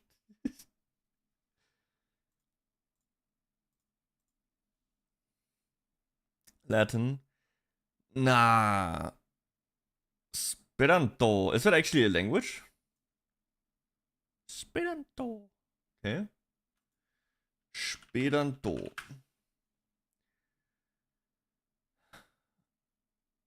Esperanto. The constructed international language of... Oh, a German-based social initiative using hip-hop dance for youth empowerment focusing on personal growth. The fuck? Are we supposed to dance?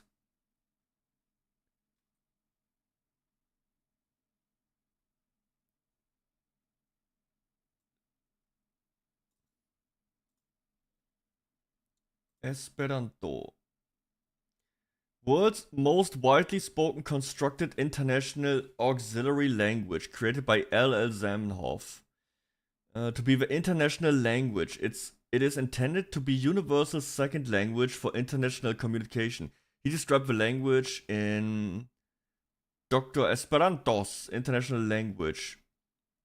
Early adopters of the language liked the name Esperantos and soon used to describe his language. The word translates into English as one who hopes. Huh?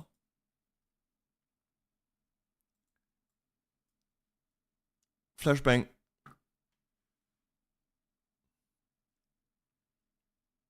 A range of constructed language, Esperanto occupies middle ground between naturalistic, imitating existing natural languages, and priori, where features are not based on existing languages. Okay. From Romance languages, but it also contains elements derived from Germanic, Greek, Slavic languages. One of the language's most notable features is extensive system of derivate. The fuck does that mean? Linguistic agglutination. What does that mean? Okay, wait. So we need to understand. It's the clumping of particles. The word agglutination comes from the Latin. Okay. It always comes back to Latin, I see.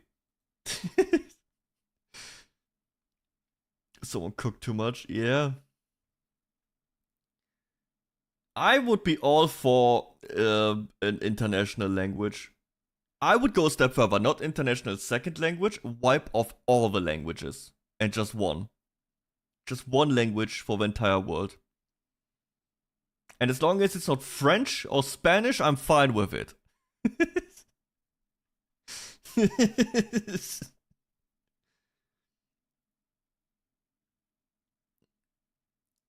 What do you think? Would that work? Or would we get another Tower of Babel moment? Where we get completely annihilated again? Nobody would accept the cause nationalism. Yeah, and we put all the people who are like, no, I want my nation's language. You just take them and you make them hit big rocks into small rocks. Okay, we make potato farmers out of them. And we take the thinker who are willing to, you know, bring further humanity. And those we keep those. And the other ones make potatoes and big rocks small. Okay? And we will end up within like the next century as test subjects or like weird mutations by the Q. Because we came too far. And we are probably on the Mars and the Q says this is our universe and we will make, I don't know, a code out of you. We would get smithed. Yep. Maybe we need to be nerfed as humans. Ever since I read All Tomorrows, I feel a little bit of cosmic dread, if that makes sense. What if we are one of these, you know, cursed beings and we evolved from it? Because that is also what the All Tomorrows touches on, that all these star people got, you know, deformed and punished and turned into weird things. But when you know, in the second half of the book, you see, yo, Lord Karen, hello. You see how these weird beings and species, they kept evolving. Did the movie we watched affect you that much? Which one? Which movie?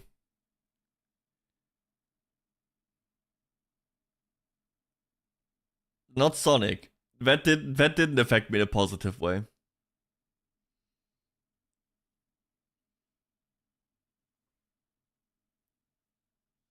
Are we gonna go back? Oh, you mean yeah, Moonfall.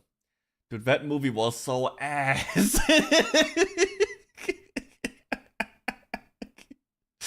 That movie was so bad. Oh, I love it. It was so much fun to watch. It was too long. They really should have cut out like 30 minutes minimum. Make it shorter.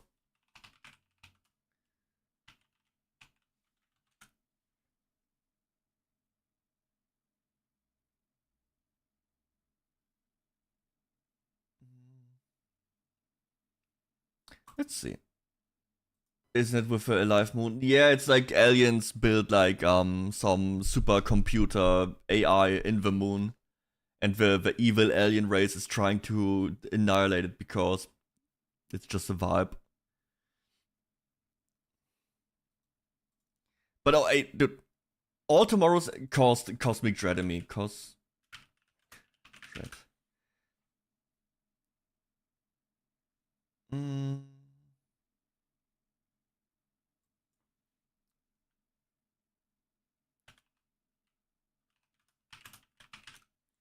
There's a video about that is very interesting.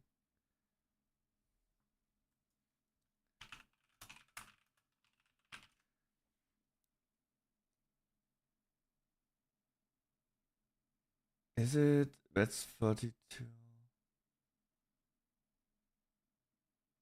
No, it's not that one.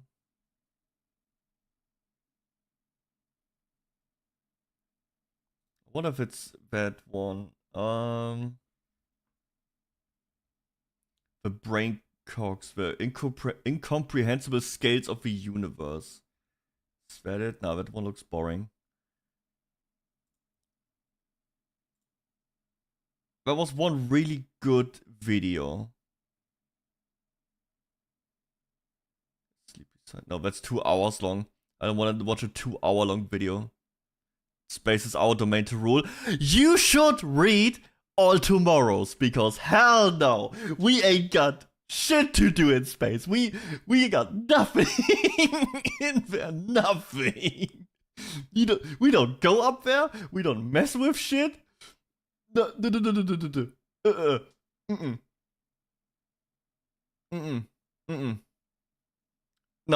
No. If you don't want to end up like a worm, if you don't want to become a worm person, you don't touch space. Don't.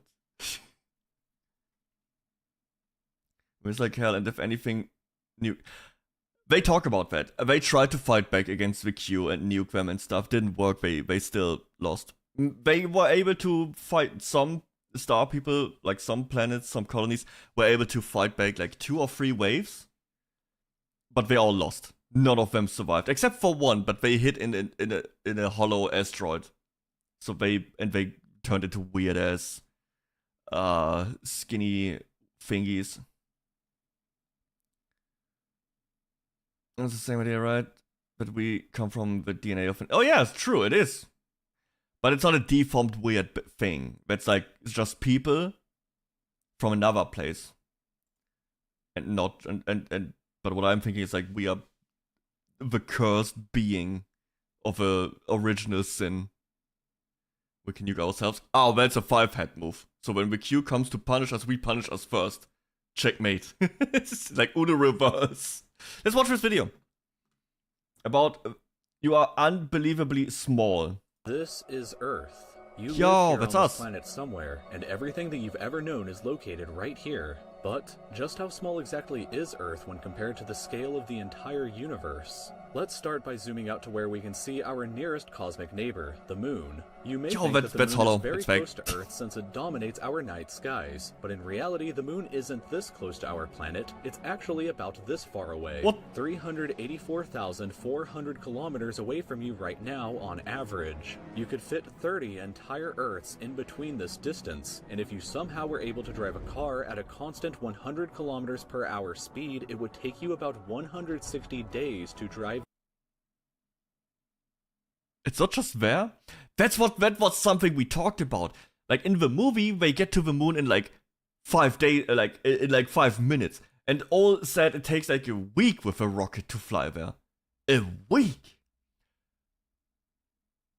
A week, and you just sit there in your rocket and it just.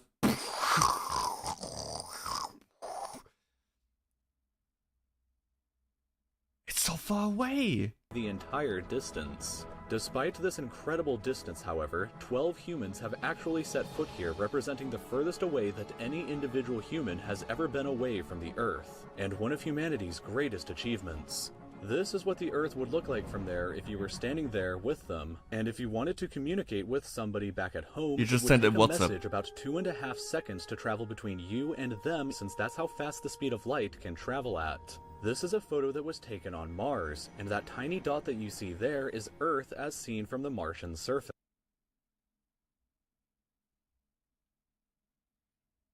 How do they know? I can't tell. I can't see it. How do I know it is? It is. Maybe it's fake, man. I'm telling you. No, Mars is impossible far by car. On average, Mars is an incredible 225 million kilometers away from Earth, but that distance can be as high as 401 million kilometers. That means that whenever humanity finally gets around to landing a human on the planet, we'll never that get person back. will be 986 times further away from Earth than the astronauts who landed on the Moon were. In addition, the time delay for sending a message from Mars back to Earth isn't just 2.5 seconds, it's actually more like 20 minutes. Oh, that's each still direction, okay. which would render instant communication in the event of an emergency impossible. Yeah, When but we 20 zoom minutes out is still even further away, doable. we can find the Voyager 1 space probe, which is the furthest away man-made object from Earth. It is currently located 138 AUs from the Earth. AU meaning astronomical unit, which is the distance between the Earth and the Sun, which means that Voyager 1 is 138 times further away from us than the Sun is. At some point on its long voyage, Voyager 1 turned its camera around and took this photograph. It may not look like much at first, but in my opinion, this is the greatest single photograph ever taken in all of human history. This tiny, pale blue dot is Earth, and I don't think that anybody has ever said something as amazing about this as Carl Sagan when he said, If you look at it, you see a dot. That's here. That's home. That's us. On it, everyone you ever heard of. I have to lay down after human this being video. who ever lived out their lives. The aggregate of all our joys and sufferings. Thousands of confident religions, ideologies, and economic doctrines. And it's all Every fucking hunter worthless and because we're every just a forager, small blue every dot. hero and coward. Every creator and destroyer of civilizations. Every king and every peasant. Every young couple in love. Every Okay, we're hopeful going child. full philosophical Every here. mother and every Shit. father. Every inventor and explorer. Every teacher of morals. Every corrupt politician. Every superstar. Every supreme leader. Jesus, every okay, I saint want to and see more. sinner in the history of our Wait, it's species. that is the full lived quote? There, on a mote of dust suspended in a sunbeam. Voyager 1 Damn, is currently he traveling cooked. at 17 kilometers every single second, but even at that speed, Wait, what? it won't break at 7 dust suspended in a sunbeam. Voyager 1 is currently traveling at Oh, Kawasaki, thank you so much for following. Appreciate it. Thank you. Watching space video. I hope you don't have cosmic dread like I do. I don't really. But I'm aware now that I can't turn it off in my head anymore. It's so long. at 17 kilometers every 17 single second, kilometers but even at per that speed, second. it won't break out of the reach of our How the fuck did they get it so fast? How did they make it so fast? What is this, Star Wars? kilometers every single second, but even at that speed, it won't break out of the reach of our solar system for another 30,000.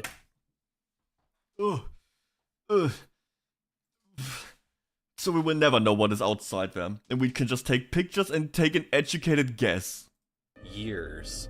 Once we go beyond the solar system, we arrive in our interstellar neighborhood. Here we shift to the God. light year unit of measurement, which is the distance that light travels in a full Earth year, or about 9.461 trillion kilometers. The star Proxima Centauri here is the closest other star to us other than our sun, but it's still 4.24 light years away from us. To put that into perspective, if it was heading in the right direction, it would still take Voyager 1 over 70,000 years to reach it. In other words, if you drove your car at 100 kilometers an hour like in our previous example to the moon, it would take over 6 times longer than the entire age of the universe is just— I can drive that. I just drive faster. Not a problem. There's nothing in space, right? I can just send it.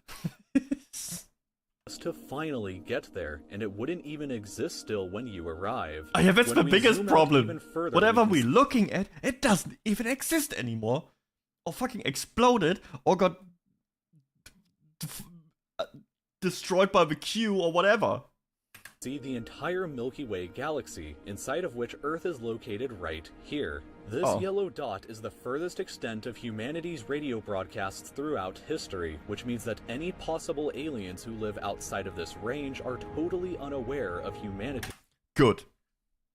Unpopular opinion.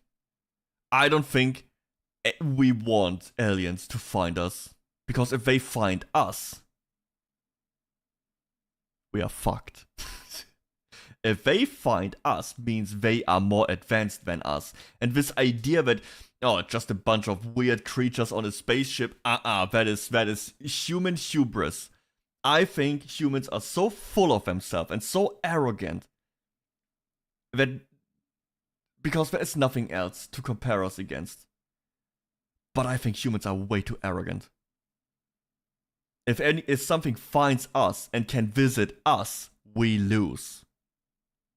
It's not even a question. We cannot get to them. We cannot find them. They are way more advanced than us. Nuke, dude, they probably had nukes, like, they use nukes to, I don't know, let the children play around with asteroids. They just play, you know, the asteroid destroy game with nukes. They're like, hee hee ha ha, pew pew. And that's our main weapon.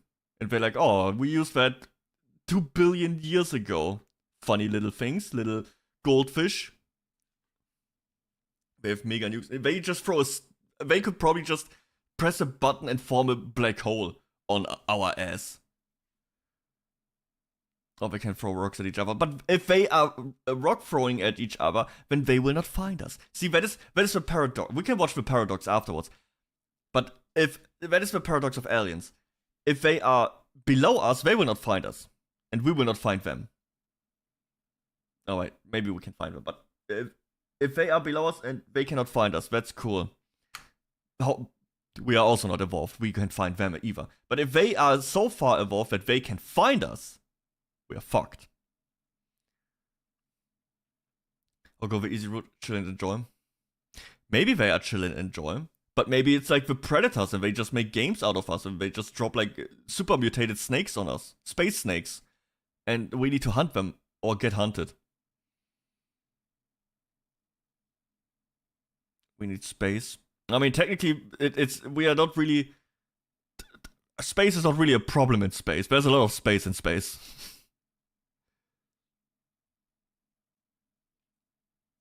I don't know. Aliens are a weird topic. I do think there are some. The possibilities definitely there. You're right. The universe is so big and vast. The chance that we are the only ones is just small. But if who took me number one? Yes, you got overthrown as the number one. Good. Hello, Anne, and I'm Mike. We're just reminiscing about space and how we are just nothing but a grain of salt in the scale of a universe. And shit, yep.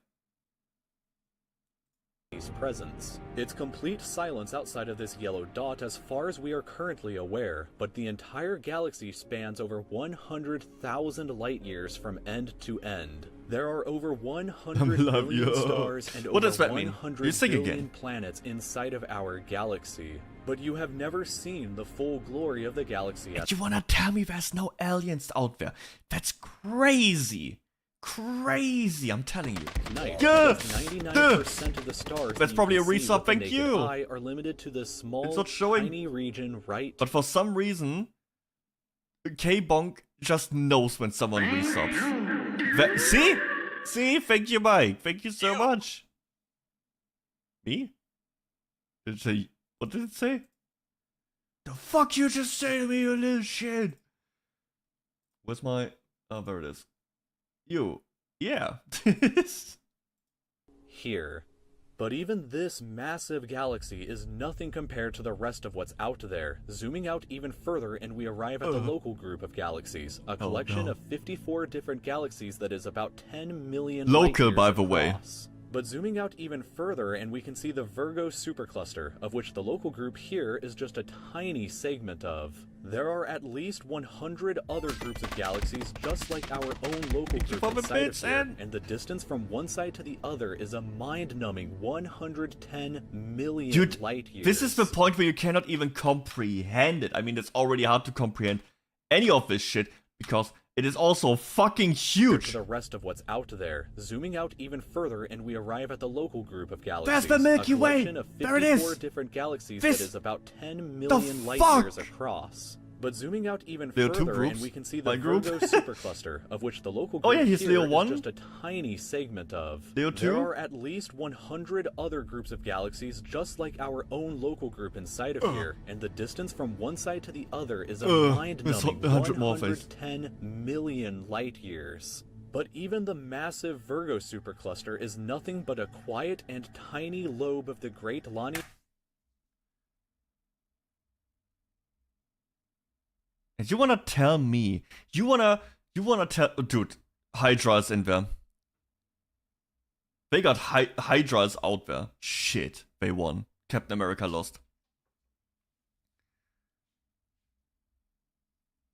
And you wanna tell me there's anyone who thinks, oh, there's no aliens don't exist. You wanna tell me you see all of this and how big it is, and you wanna tell me you don't even believe in the possibility of other life? You can't even see us anymore. We are fucking invisible. Got Hydras. You got 2 galaxies. Can you buy galaxies? Probably. It's like buying a star or something. I have a little bit of land in that one, what is it called, in 𝐑𝐮𝐥𝐬. That, what is it? Nature preservation thing. And now I can call myself Lord of 𝐑𝐮𝐥𝐬 or some shit. But yeah, I have a little bit of, I donated a little bit to wildlife preservation. I'm convinced we are the dumbest creatures in the universe. I think horses are the dumbest creatures in the universe. I hate horses. Yeah, but I would say ducks are above us. I look at ducks and they seem happy. Humans seem miserable. So yeah. ENG supercluster, an enormous structure that is home to our galaxy as well as 100,000 other galaxies. The distance from one side to the other is 520 million light years, but from even there we can zoom fuck off! Observable Fuck off! No, it's got bigger! And see that even the titanic Laniakea supercluster is just a tiny and insignificant part of everything. What the fuck? This is the observable universe, and it contains everything that we know of. It is home to at least 2 trillion different and Yeah, but there's only humans. There's no other life in this space. No, of course not. And I'm telling you, we already found out we have almost no reach. You can make an educated guess, but if anything finds us and is able to go to us, we are fucked. Universe expands faster and faster. Isn't that also a bad thing? Doesn't the universe overheat over time? Over time, it's probably like... we will probably not even be able to comprehend the amount of time it takes for the universe to blow up again. Because I think that is what happens, right? The universe is started with the Big Bang, and it constantly heats up, so it will overheat at one point. Maybe it's all educated guesses, or like not even. It's just wishful thinking. individual galaxies, which together contain more stars than there are grains of sand on the entire Earth. The distance from Earth to any side of the observable universe is 46.5 billion light years, which means that the entire width is 93 billion light years across. Don't tell me it goes What's further. Perhaps even more interesting, however, is what actually lies beyond the observable universe. Keep in mind that the observable universe is all that we can currently see, and it's entirely possible that the rest of the universe— How the fuck can we even see that? How? What, do they have like an iPhone 27 or something at the NSA and they just have like a super zoom? No, they have like these super telescopes in space, right? They have like, what is it? Satellites, right? I think it's just a theory at the moment, but there hasn't really been anything solid to debunk it. So we just make shit up. Okay. outside of it is vastly larger Observable and is the same more as visible. fantastic than What the fuck does that mean? What the fuck?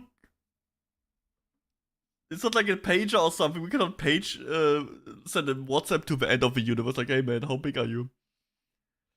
There's a lot of radio waves you can't see. So there's a radio wave or some shit coming from the other side of the universe. Oh god. we can possibly ever imagine. It's we the Q, man. Don't It's the know Q. what else is out there because the light from these incredibly distant places has not yet had enough time in the universe's history to reach us yet back on Earth. And the light from some places may never reach us at all. Because some parts of space very far away from Earth are expanding away from us faster than the speed of light, that means that the light from these places will never, in an infinite amount of time, reach Earth. Meaning that even if humanity is eternal and exists forever, there will still be an unknown number of places in the universe that we will never know about or ever see. So, it is very— Dude, that makes me kinda happy. That makes me kinda happy. But like I said, I hate how arrogant humans are. I hate it. And to know that they will never be able to achieve that, and they never will able to know everything, kinda makes me happy. I'm like petty like that. Like, yeah, fuck him. You arrogant little bitch boy pussies. That's what you get. You just can't know you just can't get every answer. Sieve, cope. Yeah, I'm petty like that. Wait a second. So the microwave left over from the start of it all, so from that they calculate how old the universe is. They translate that to light years. Speaking of radio waves, didn't we actually look onto a mysterious radio signal from space back in the 70s? Yeah, but there's also a bunch of weird noises we found in the ocean. And just some, I don't know, some whale or something who has diabetes and has like a massive fart or something. I guess in space is a little bit more scary. 72 seconds. I'm telling you, Willow is very confident that we can just nuke everything. I'm not. I am a firm believer that if we get found first, we lose.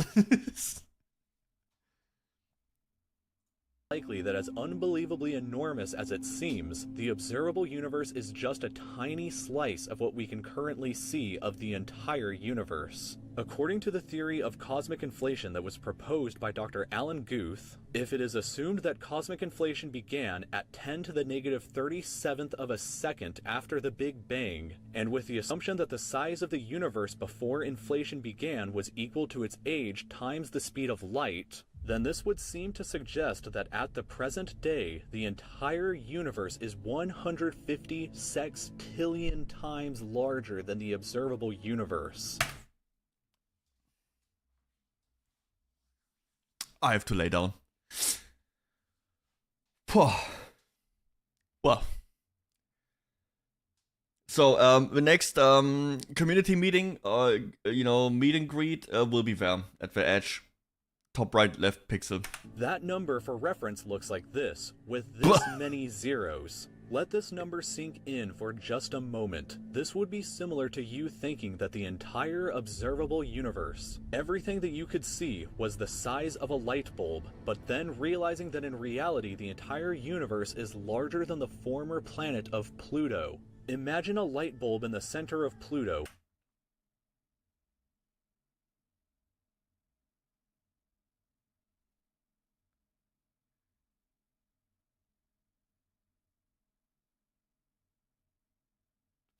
The fuck? So that stupid ass light bulb. Oh my god.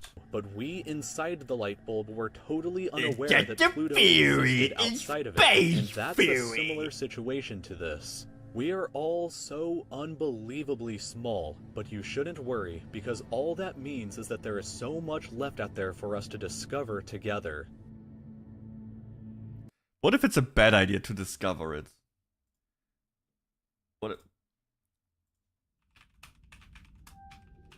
Right? What about here, this one?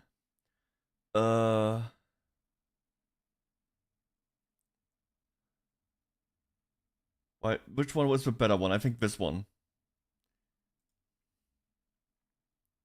But I also have to take a piss. Give me a second.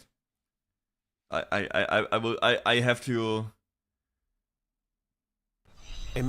cope with the information we just got. Give me 1 minute, okay? No. Yep, music. Be right back. And then we watch the great filter. I'm telling you, man. There ain't no God out there. There ain't no God out there. He wouldn't make that shit so big.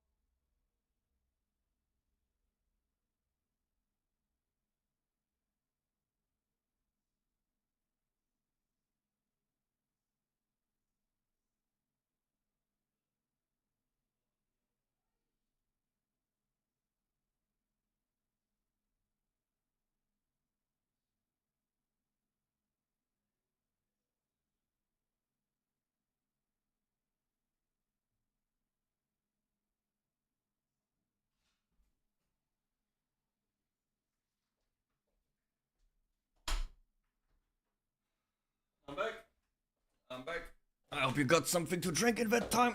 Maybe a little snack, maybe a little stretch. Why am I a clown?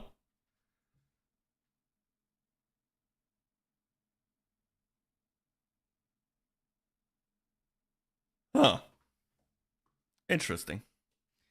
God did this to me. Alright, next video. Music out. So, after we just found out how gigantic the universe is, and it's almost as big as your mom, we'll now learn why. What I'm always saying, that if we find aliens, we are doomed. Imagine NASA announced today that they found aliens. Oh, it was the first Imagine NASA announced today that they found aliens. Would be bacteria scary. on Mars, weird alien fish in the oceans of Europa, and also ancient alien ruins on Titan. Wouldn't that be great? Well, no. Nope. It would be horrible news. Devastating even.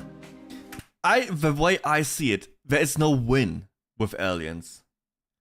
Because in this scenario, if we find ruins and unevolved small life forms, that means we are the most evolved. And we are fucked. If we find something that is further evolved than us, well, we are fucked.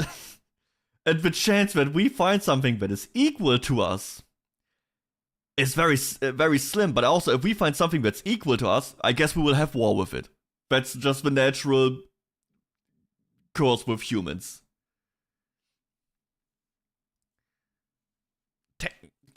Actually, technically, what is it? What are we doing with him? Leon is superior. He is. Leon is actually smart. The rest of us are just a bunch of idiots. So I'm very glad that Leon is on our side, at least for now. Maybe he looks at us like little circus monkeys, and we just, we throw stuff around and we do funny flips, and he's like, haha, entertained by us. And at the moment we become a nuisance, he's just, I don't know, taking us behind the barn. It could mean that the end of humanity is almost certain, and that it might be coming soon. Why? Why would the most exciting discovery of our lifetime be bad? I don't know, the only upside would be if they are nice to us and give us cool shit. Everything else is bad. Let us imagine the development of life from its inception to us today as a flight of stairs. The first step is dead chemistry that needs to assemble itself into self-replicating patterns, stable and resilient, but also able to change and evolve. The second step is for our early life to become more complex, able to build more complicated structures, and use the available energy much more efficiently. On the next step, these cells combine to become I understand that. I played Spore. And Spore is pretty much like that. Cellular beings, enabling unbelievable variety and further complexity. Fish! The step above sees a species. That's how Leon sees us, by the way. Enabling the use of tools, culture, and shared knowledge, which creates even higher complexity. The species can now become the dominant life form on its planet and change it according to its needs. First, shy attempts to leave its planet are happening. This is where we are now. It's in the nature of life as we know it to reach out, to cover every niche it can. And since planets have a limited carrying capacity and lifespan, if a species wants to survive, it will look for more places to spread to. So the steps above at some point we run out of resources, right? It only goes faster and faster that we use up all the resources. I'm glad that I don't have, I at least hope that I don't have to deal with that.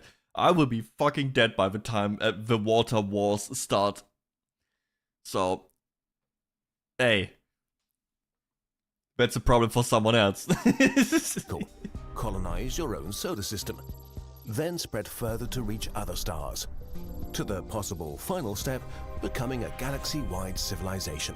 Yeah, that's never gonna happen. It's very likely that this is a universal What if they principle come for and civilization. give people like me and my maladjusted followers bigger guns? Did you hear that?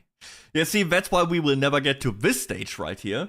Because we have spades, who wants guns for no reason. That's why I like the All Tomorrow's book so much. It pretty much, okay, what if humans actually manage to do this, but then find a bigger fish in the pond? And that's the Q. And the Q is just like, what are you doing? This is our unit. We are 2 billion years older than you. And they can just do whatever they want with you. I wish we could read that book on stream. I would love to share it with everyone. It is so good. No matter where they're from. If a species is competitive and driven enough to take control over its planet, they'll probably not stop there. We know that there are up to 500 billion planets in the Milky Way, at least 10 billion Earth-like planets. Many have been around billions of years longer than Earth. But we're observing 0 galactic civilizations. We should be able to see something, but there's nothing. Space seems to be empty and dead. This means... Hey, just like me. Something is preventing living things from climbing the staircase beyond the step we're on they're right too now. small. Humans need to be taller. That makes becoming a galactic civilization extremely hard, maybe impossible. This is the Great Filter, a challenge or danger so hard to overcome that it eliminates almost every species that encounters it. I say humanity's biggest filter right now is the infighting. It is crazy to me that humans or humanity still can't comprehend that we are pretty much at the stage where we went to the moon. We can leave this planet. We are working on the step of going to Mars. Maybe that will be the next step where people actually rethink. I don't think so. But humanity still sees itself as like countries and stuff. But humanity should view itself as Earth. You know, as a planetary life form and not as like, we have... And humans just infighting. It's all infighting. My god is better than your god. My place is better than your place. I want your place. Give me that funny black liquid. No. Give me the stones in the ground. And I think that is what holds humanity back the most. But everybody's just... Again, fucking humans are so arrogant. They're just so fucking stupid. I fucking hate them. We should let ducks control... I mean, ducks also fuck, whatever. There's nothing that can actually overcome this problem. That's our filter.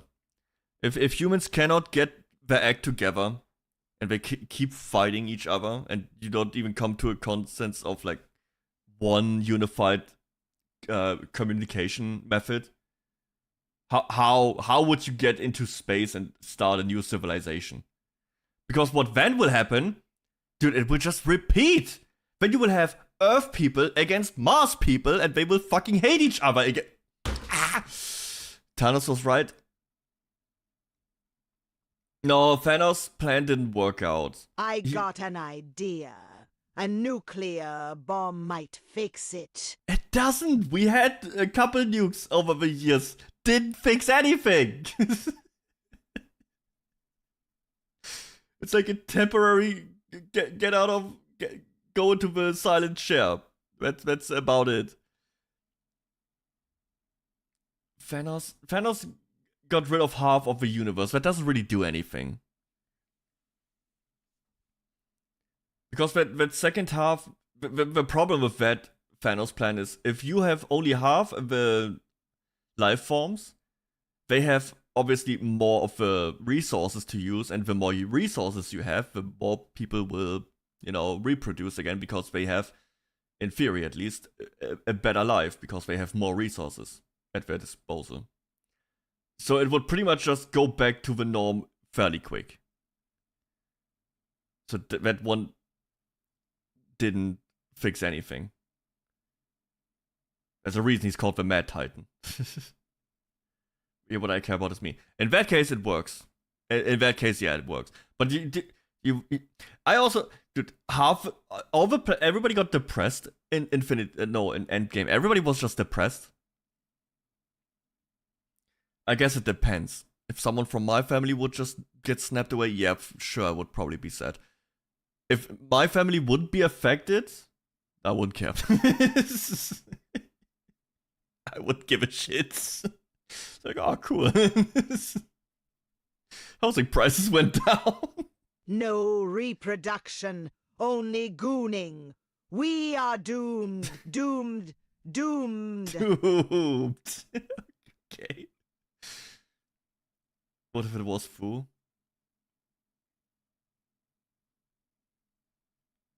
For the sake of a funny, nah. No. I, of course, would be sad if any of you would get snapped away for at least 2 days. Maybe 1 day. Something like that. Okay, video. 2 scenarios. One means we are incredibly special and lucky. Nope. The other one means we are doomed and practically And die at dead. the next filter. It depends on where the filter is on our staircase. Behind or ahead of us? I say it's ahead of us. Scenario 1. The filter is behind us. We are the first. If the filter is behind us, that means that one of the steps we passed is almost impossible to take. Which step could it be? Is life itself extremely rare? It's very hard to make predictions about how likely it is for life I guess to there's emerge from multiple, dead things. There is no consensus. Some multiple scientists filters. think it develops everywhere where the conditions are right. Others think that Earth might be the only living place in the universe. Because at first you need to have life. Then you need that life to actually develop to the point where it can leave a planet. Then you need that life form to not kill itself.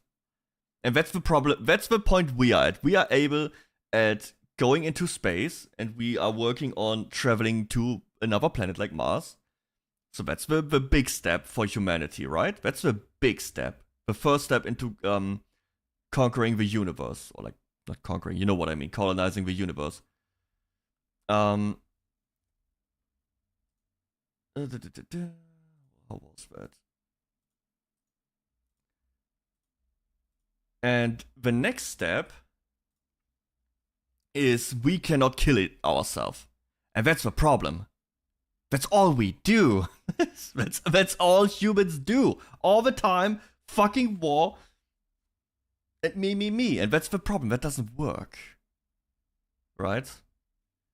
That is the next filter that needs to be overcome. That the life form actually works together for the goal of, you know, survival and expansion. And that's what I don't see it happening anytime soon. Another candidate is because there's also no effort to do it. There's, at least from what I can tell, there's no country or like no group who actually pushes the idea of, you know, a unified humanity. It's all about countries, continents, and groups, and it doesn't work like that. Step of complex animal cells. A very specific thing happened on this step, and as far as we know, it happened exactly once. A primitive hunter cell swallowed another cell, but instead of devouring it, the two cells formed a union. The bigger cell provided shelter. We can't even have unions. Do you see Amazon? They have union busting lawyers all the time to get rid of them. Care of interacting with the environment and providing resources, while the smaller one used its new home and free stuff to focus on providing a lot of extra energy for its host. With the abundant energy, the host cell could grow more than before and build new and expensive things to improve itself, while the guest became the powerhouse of the cell. These cells make up every animal on the planet. Rat. Hate the snake. Why did we evolve into snakes? Why, I guess not we, but why did they make snakes? Out of all the things, you know, a crab, that one is pretty epic. It walks like sideways, that's pretty cool. Fish, he's round, that's pretty funny. That's a frog, everybody likes frogs. Birds are pretty cool. Rats, very nice. Snake? Fuck that thing. Maybe there are billions of bacteria-covered planets in the Milky Way, but not a single one, apart from us, has achieved our level of complexity. Or intelligence. We humans feel very smart and sophisticated with our crossword puzzles and romantic novels, but a big brain is, first and foremost, a very expensive evolutionary investment. They are fragile. They don't help in a fistfight with a bear. They cost enormous amounts of energy.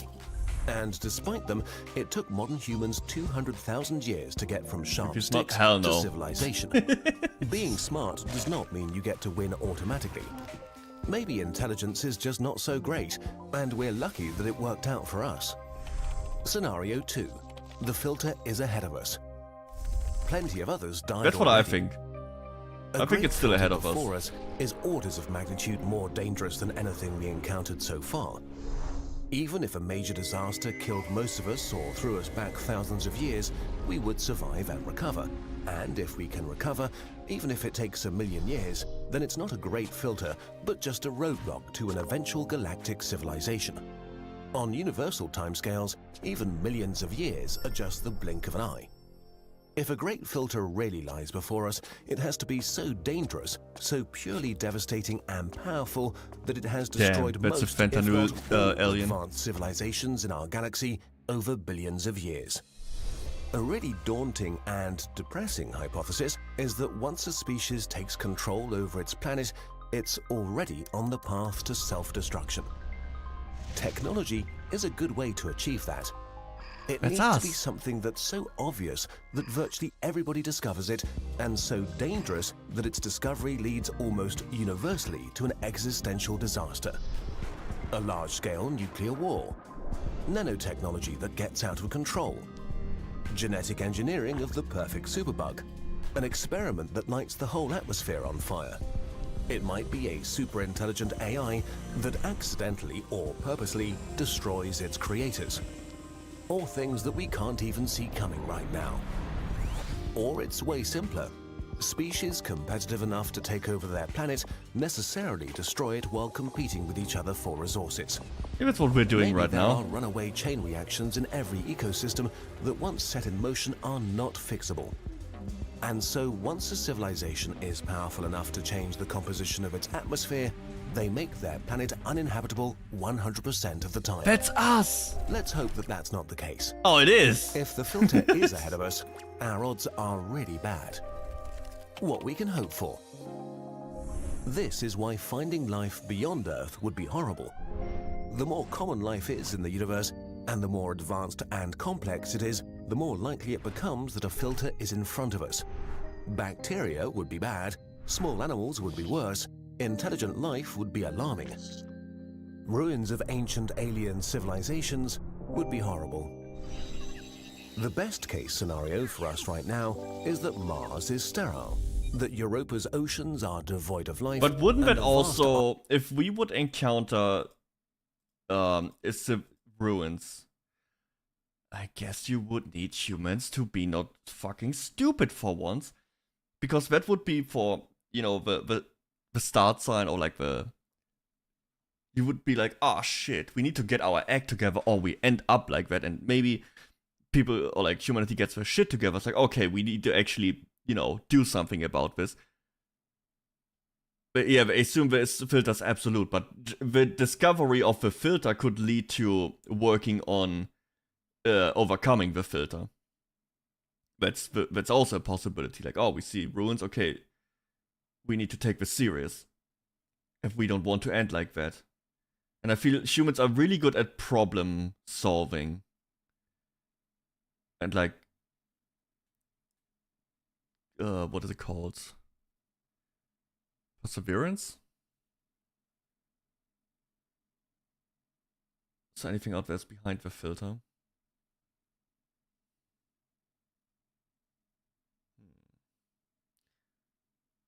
So why I'm not MO free. You don't want to hear the truth. If I would tell you the truth of why you are not the rank you want to be, hey, this is like, hey, how about we talk about something else? Let's not kill the vibe, okay? Would be horrible. The best case scenario for us right now is that Mars is sterile, that Europa's oceans are devoid of life, and the vast arms of the Milky Way harbor only empty oceans hugging dead continents. that there are billions of empty planets waiting to be discovered and to be filled up with life. Billions of new homes waiting for us to finally arrive. It would be very easy. Beyond the edge. What's this?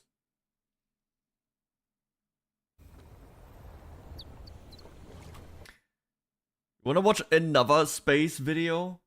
Do we watch more? Or are we content?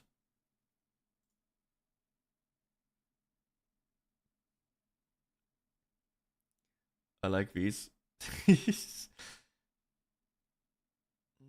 I want to watch this one. About aliens. I really want to. I like the alien stuff. Watch one more. Also, I can. You know, do the right thing. We subscribe, and we like. Correct.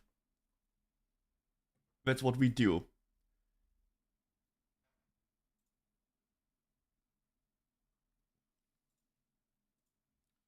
All right. Why we should not look for aliens. That's what I'm saying, man. That's what I'm saying. The universe is incredibly big and seems full of potential for life, with billions of habitable planets. If an advanced civilization had the technology to travel between the stars at just 0.1% of the speed of light, it could colonize our galaxy in roughly 100 million years. Oh, that's nothing. Which is not that long given the billions of years the Milky Way has existed. So, in principle, any spacefaring civilization should be able to spread rapidly over huge sectors of the galaxy. And yet, we see nothing, hear nothing. The universe and I say seems that's a good empty, thing. devoid of others. This is the Fermi paradox, which we've discussed in more detail in other videos. Confronted with the seemingly empty universe, humanity faces a dilemma. We desperately want to know if we are alone in the Milky Way. We want to call out and reveal ourselves to anyone watching. And I think that's a bad idea. Thing we ever do. Because maybe the universe is not empty. Maybe it's full of civilizations, but they are hiding from each other. Maybe the civilizations that attracted attention in the past were wiped away by invisible arrows. This is the dark forest solution to the Fermi paradox. Damn. It's like a forest.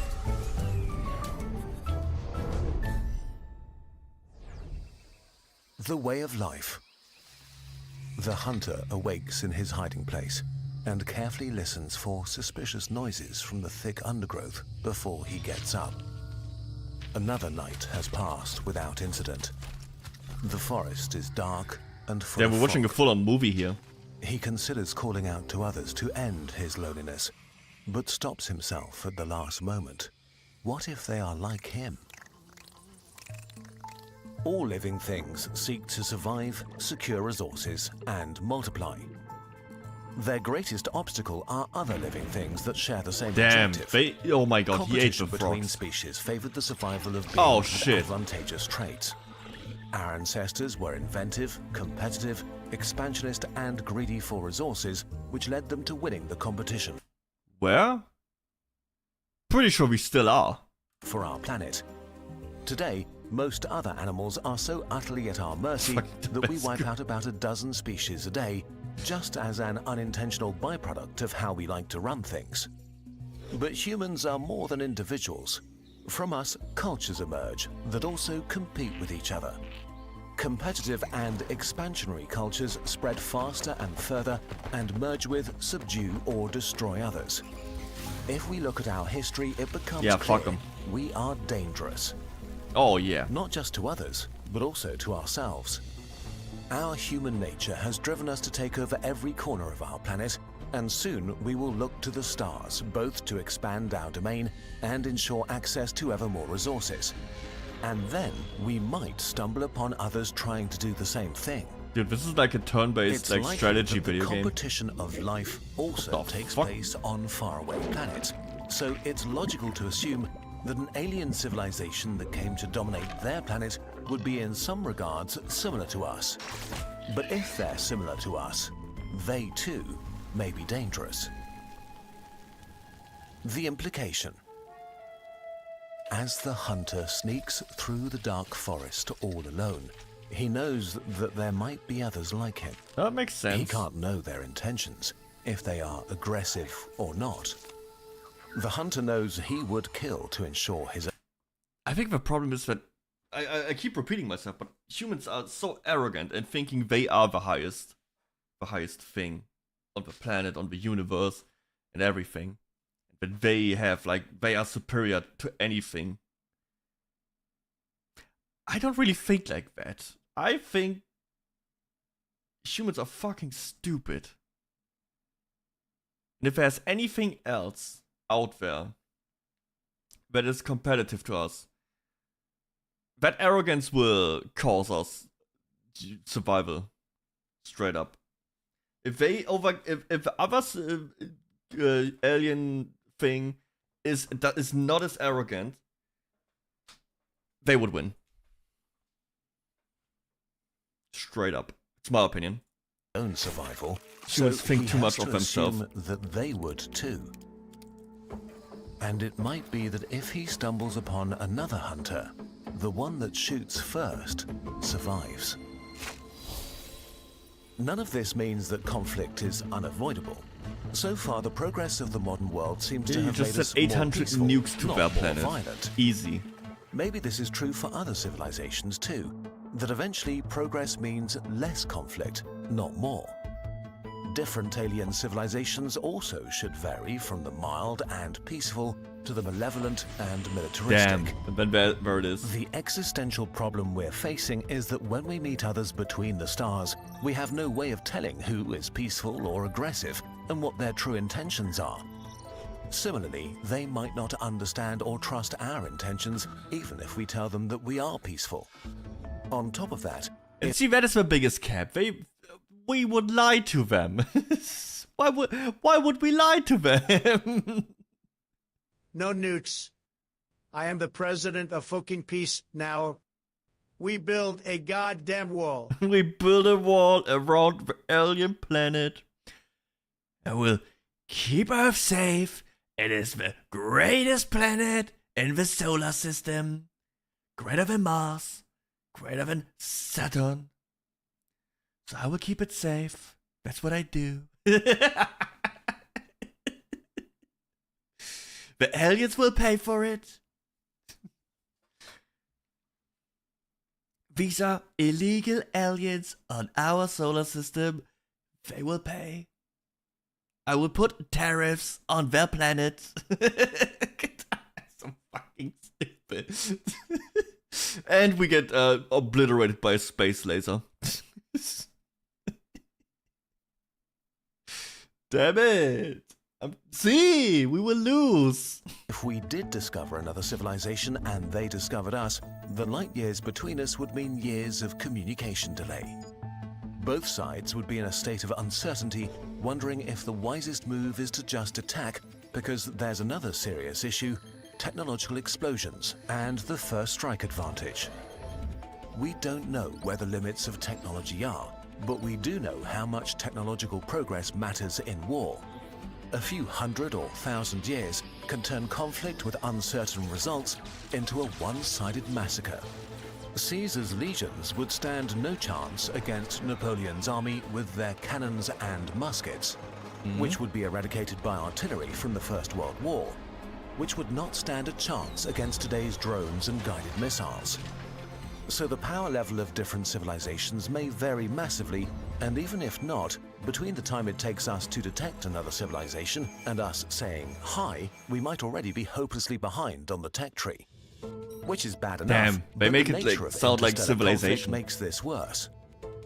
If your opponent is light years away, sending an invasion fleet takes so long. Oh that my god.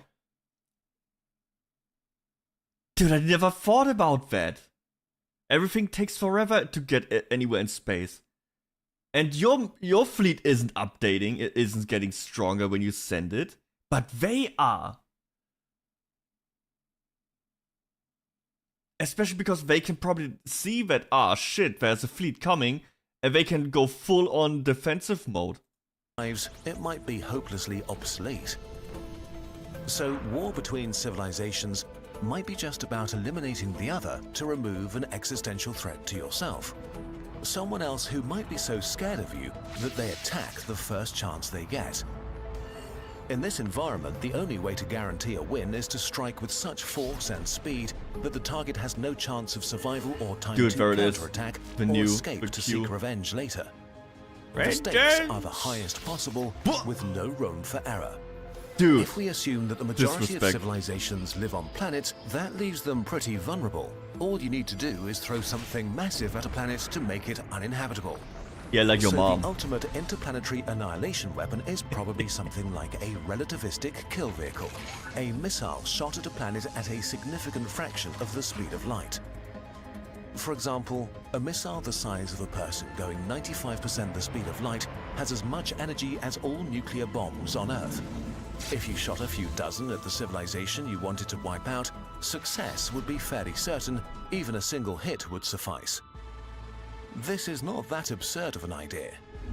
A civilization only slightly above us on the Kardashev scale would have enough energy to send multiple strikes against every planet it suspects of harboring life. What makes these weapons so sinister is how much they favor a first strike, since they would be so fast that it might... So I mean, okay, but it wouldn't be smart for them to do that, because every planet that has the potential to life has a lot of resources that are important to life. And if you would nuke them into oblivion with like that super strike that pretty much evaporates everything and gets rid of all the resources that you would want, so it would still end up at like infantry combat to get rid of them, or like or like maybe a biological attack. But it wouldn't be just one strike done. That would only be if they don't give a shit. If they have like 20 million coal mine planets and they just don't care about resources. But then again, that is something you would figure out pretty quick if they are that advanced. But yeah, just nuking a planet is not... It's like in Star Wars, like the Empire is like so advanced, it has so many planets, they wouldn't care if they would just nuke a planet. You know, if they just delete it. They don't give a shit. They control like the entire galaxy. What is one more planet? Who cares? Right? They can harvest asteroids and everything. But any other civilization would be like, nah, these resources are kinda delicious. Like a Middle East, yeah. It's an oil war, yeah. I'm telling you, dude, we are ahead of the filter. And like we are in front of the filter right now, and once we did it and we find aliens, it's the same shit all over again. It's gonna be the same bullshit. Mark my words. In 5 million years, when you see this, mark my words, I call it, it will be the same bullshit. It doesn't matter if it's on this planet, it doesn't matter if it's on this solar system, it will always be the same. Nothing changes. That is the nature of life. Might be impossible to protect yourself effectively against them once they're launched. Conflict between civilizations may not be lengthy affairs, but rapid winner-takes-all situations, where the first one to shoot wins. This makes any civilization an existential threat to any it's like other. a Mexican standoff. And if every civilization is an existential threat to every other, there may be only two kinds of civilizations out there. Quiet ones and dead ones. So, what should we do? Should we worry? It's unlikely that anybody has noticed humanity yet. The radio signals we've transmitted in the last 100 years traveled a relatively tiny distance and have long decayed into unreadable noise. At our technological stage, if we don't actively try to get noticed, and if nobody specifically looks at our pretty unremarkable solar system, we'll stay hidden. But one day we will venture into space in a serious way, and need to consider these kinds of questions again. We don't know if there are others or if we are going through the forest alone. But we have no way of knowing for sure. For the time being, it seems the best we can do is to carefully listen. And even if we see others step into a clearing and make themselves known, we should not reply right away, but carefully watch them from the undergrowth. Perhaps we are also thinking about this all wrong by allowing our primitive brain that evolved in the context of the gruesome competition of life to conjure fears of predatory aliens all around us. Maybe the fact that we are looking at the universe like this is a sign that we are not grown up yet as a species. There could be a friendly, welcoming community of alien civilizations waiting to hear from us when we are ready. As for now, the good news is there is actually little we need to do. We just need to be thoughtful about the signals we send out into the galaxy. We need to watch the sky and learn more about our galaxy, our forest. Because whatever the nature of our forest is, full of dangers or friends, or nobody at all, only careful observation can tell. So, let's do that. At last, the hunter reaches a clearing and finds a comfortable position. Slowly, the sun melts the fog away. Lost in thought, he admires the vegetation until suddenly he is eye to eye with another hunter, frozen in terror just like himself. Damn, it's getting intense. His mind is racing, considering all the different options. The hunter takes a deep breath and makes a decision. Maybe the only way out of the dark forest is to step into the clearing together. And then you fucking backstab and take all the shit. Dude, I think games like Arc Raiders show perfectly how humans are best. Like the people who are like, oh, it's all nice, we could just hang out together and we can do a quest together. But you have the people like killing you. Yo, it's Mars Attacks. It have a story like it has never happened. It's the same shit as Discovering America. And yeah, and how did that work out? How did that turn out? How did I know pretty well what humanity is doing. It went fantastic. Yeah, made the greatest nation in the world. The greatest, bigger than China. That's how it went. No one's saying anything else. It's the truth. Yeah. Okay, let's go here for now. Music. Man, these videos they are pretty good. Man, aliens are scary.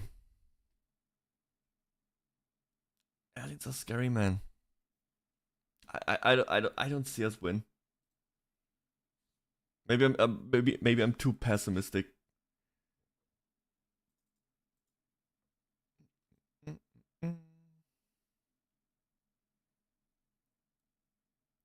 Okay, one more. That is the Q level shit. One more video. One more. I just saw it. This is from 2 years ago. Ancient life as old as the universe. That is some Q shit. If we find that, you know what we will also find when we find these guys? Dude, YouTube with adblock, it just takes forever.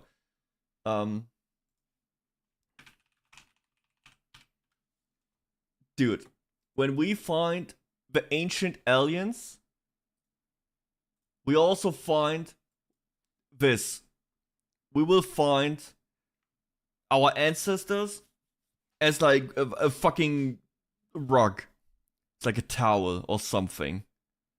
That's what's gonna happen.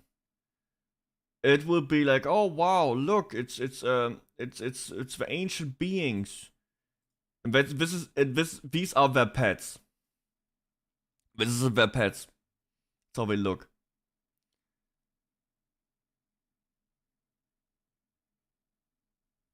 Dude, All Tomorrows is a horror story. I'm telling you, that shit is messed up. And you don't believe it. None of you believe it. You didn't read it. You didn't read it. These fucker here. These weird ass, bitch ass, weird things.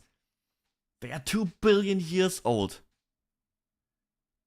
They are 2 billion years old. And they are the gods of the universe. They saw humanity going through colonize the planets, and they took offense to that. They are like, wait, you want to colonize our planets, and they turned us into this and into that. Where's another one?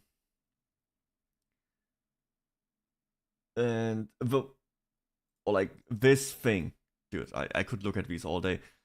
This is us. The only ones that survived, that were hiding in hollow asteroids, are these people. They survived, but at what price? Look at the hairline. It's over. It is Joe over for them. You know what is the interesting part? How they found out that there's a higher life form, or how the star people, that's how humans are called in that story, because there's humanity and it went to Mars, so it colonized the Mars, and then there was Mars and Earth people fought a war, and they came to a conclusion and said, okay, we combine our efforts and we create a life form higher than Mars and Earth. We need a unified, because the Mars people also changed over hundreds of thousands of years, like their DNA and body types changed. So they said we will make one unified, perfect human, a bioengineered one called the Star People. They look kind of weird. Here, this is the Star People. That's how they look, and those then colonized all the galaxy pretty much. They, over millions of years, that story plays out. But they were found out because they colonized stuff and, you know, did whatever they wanted to, because they are so smart and, you know, they are so far ahead with a bald ass guitar pig looking ass head, that these fucker, the 2 billion year old alien race of the Q, they just played with them.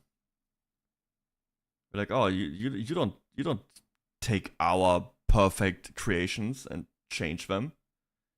So this is like a star people, and they took this one out of its normal planet that they got, and put these guys on a planet with like 36 times higher gravity, so they became flat. These guys were hiding. They just turned these into whatever the fuck these guys are. And these are the colonials. These are the ones, the star people that fought back. They were able to fight back 2 waves of the Q. But the third one they lost, and this is their punishment. They were turned into this organism of skin. This is like a full-on human in one neat package. That is just the floor of that planet now. They evolved later into modular people, but yeah, they got punished for daring to fight back. Dude, All Tomorrow's amazing book. I cannot glaze it enough. It's also not that long. Life it is. It straight up is nightmare fuel. It is. For about 4 billion years, as far as we know. But it might have started right after the Big Bang, when the universe was much stranger and more fantastic than today. A universe that might have allowed life to develop absolutely anywhere. The cosmos might be full of the seeds of life, sleeping in a dead desert, waiting for a few drops of rain to explosively bloom and grow. Tiny and not so tiny aliens might be everywhere. No, we do not want All Tomorrow's worm people. No, they are here. This is the first thing you learn in, or like read about in All Tomorrow's. These are worm people. These are humans turned into worms. No. They have like one little claw with which they dig through the ground. And they are pretty much blind, and they eat everything that comes in their way, even other worm people, because they can't tell. What I'm doing? We're watching space stuff. We're kind of talking about space and aliens and stuff. I don't know why. Just happened. What are you doing, Meow? In this video, we're going to put together two highly speculative yet scientifically grounded possibilities. Check out the scientific papers in our sources. To properly explain it, let's first look at the paradox of life on Earth. The life paradox. For its first few hundred million years, Earth was a magma hell, constantly bombarded by asteroids. But basically, the second things calmed down and the first oceans formed. But wait. How did the asteroids stop? Why is it not like that anymore? Did we just tanked all of them, or is there a higher power protecting us? Life just appeared, and zillions of microbes settled every nook and cranny they found. I see. This is kind of strange. Life on Earth seems to be almost as old as the planet itself, as if it was waiting around for an opportunity. But life didn't only appear extremely quickly. In that tiny time window, it also crossed a huge gap. To qualify as living things, even microbes need to eat, poop, grow, and multiply. To do that, they need a genome, the biological instruction manual that sets the inner workings of an organism. It's like how Metal Gear Solid story no right now. Become living things with genomes is one of the biggest riddles of science. Simplifying a lot, the problem is that to have a functioning genome, you need proteins, and to make those proteins, you need a functioning genome. Both proteins and genomes are super long molecules made of pretty complex blocks that are extremely difficult to assemble by chance. It's a chicken-egg paradox with several chickens and eggs. Once you have a finished cell, the whole system works efficiently. But starting from simple dead stuff and reaching that level of sophistication by pure chance should require an amazing amount of time for trial and error. So how did the first living things manage to cross that gap in just a few 100 million years? Most theories about the origin of life try to explain that gap by theorizing how some primitive soup of prebiotic molecules could have efficiently produced the first self-replicating entities. But we still don't know how exactly this would have worked. Maybe we need to think backwards. The clock of evolution. I'm always thinking backwards. Think of genomes as a book telling the history of life. As time passed and life evolved, more characters were introduced. Amoeba, fish, amphibians, dinosaurs, and mammals. Over billions of years, the story of life got more and more complex. A genome can be viewed as a long string of letters with biological instructions. And from microbes to us today, functional genomes seem to have been increasing in size at a fairly constant rate. The functional genome of fish is more than twice that of worms. Our functional genome is about twice bigger than that of fish, and so on. It is a bit more. What do you mean? So we are only twice as much evolved as a fish?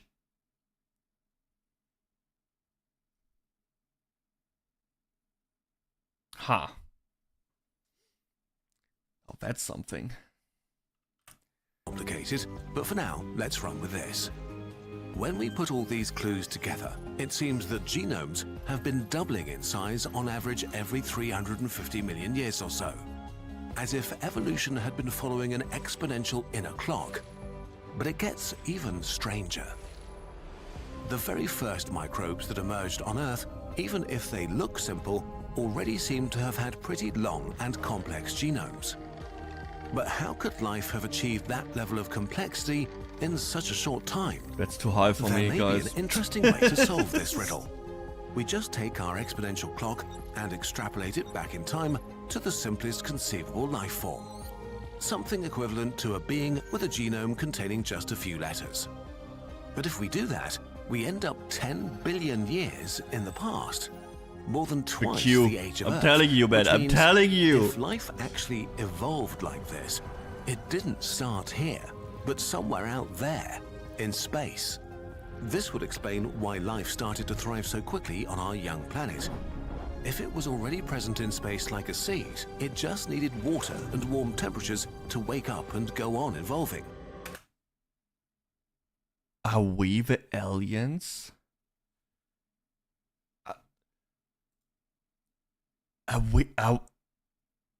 We need a wall for ourselves.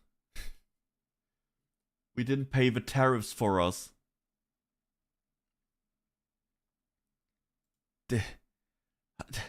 No.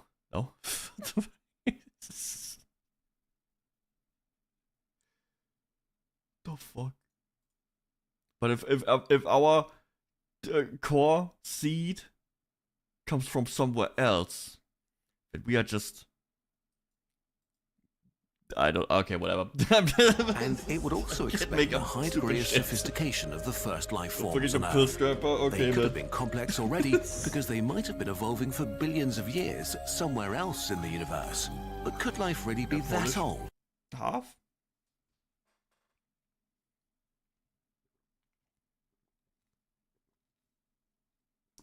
%50 at least. Maybe, yes. Actually, life could have started shortly after the universe itself was born. A Goldilocks baby universe. At its most basic level, life needs two things: the right chemical elements to form complex molecules, and a liquid medium, like water, in which those molecules can move and interact. The liquid medium needs to stay warm enough to remain, well, liquid. So when we search for life in space, we focus on Earth-like planets at just the right distance from their star, warm enough to sustain liquid water. But there was actually a time when almost all of the universe might have been habitable. Right after the Big Bang, the universe was extremely hot. But as the cosmos expanded, it cooled. And between about 10 and 17 million years after the Big Bang, when the universe was 1,000 times younger than today, it was between 100 degrees Celsius and 0 degrees Celsius. Oh, that would be great. At which water is liquid. So for this window of time, more than 13.7 billion years ago, the whole universe, absolutely every inch of it, had the right temperature to support life. Of course, the right temperature alone is not enough for life. We also need chemical elements like carbon and oxygen, which are forged in the cores of stars. So, wait, so that means we are past the golden age and we are in the dark age right now. Fuck! But were there stars in super early cosmic times? Maybe, yes. In regions of the universe where matter was especially dense.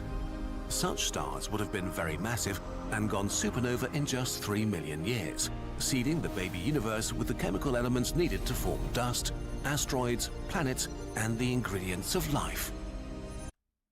Doesn't that mean we also get the universe is getting colder and colder over time? Wouldn't that mean at some point maybe things can, like entire solar systems can freeze? What if it gets too cold? I don't think that's how it works. I don't know how suns work, man. What if they cannot be hot enough and they just freeze, and then all the planets also freeze because they don't get the warmth from the suns anymore? Then it's pretty much Joe over. Isn't life kind of pointless? Yes, you opened heat death of you. But but now it gets colder, or is it because it got colder? It will not get, will it get hotter again? Probably not. Fuck, life is pointless. At some point the universe will just fucking freeze over. But it's not our problem. True. Also, everything freezing is also not my problem. Dude, did you also think it, like, as a child, like things like quicksand and stuff like that is way bigger dangerous in life? Because all the cartoons and movies had like all these weird ass dangerous situations that are just never happening. This is one of them. Like, oh shit, the universe will freeze over at some point. In like 500 billion years or something. Not my problem. Maybe the first ancestors of life were more exotic and didn't even need water, but thrived in substances like ammonia or ethane that can stay liquid at temperatures far below 0 degrees Celsius.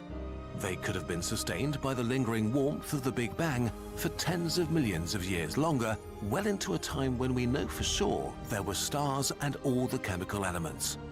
The real magic of this idea is that while the universe today is extremely deadly and hostile, back then the conditions for life might have been basically everywhere. So it's like the 80s, that may have lasted where everything was pretty years, cool. Primordial life might have been able to emerge on any rock, even between the stars. sowing the universe with the seeds of what, billions of years later, would become bacteria, trilobites, dinosaurs, and finally us. At some point, the universe cooled down below the right temperature for life to thrive, but some of those ancestral life forms may have continued to exist in the internal warmth of the first planets, frozen in asteroids or hibernating in cosmic dust. Tiny seeds roaming the cosmos, waiting for new hospitable places to continue evolving. If they did, life now might be everywhere in the universe. Will we ever know? Nope. All this makes for a nice story. And while both the habitability of the baby universe and our exponential clock of life are reasonable ideas, they're still speculative. One more possibility among many others, trying to explain our existence today. But if life came to Earth from outer space, then it should have seeded other places in the solar system too. Maybe there are fossils in dry riverbeds on Mars. Maybe we'll soon find life in the warm underground oceans of Enceladus or Europa. Titan has what we do seas, with them now rivers, is and what would that do for us? Do we wait? Is that like a super advanced? Wait a second.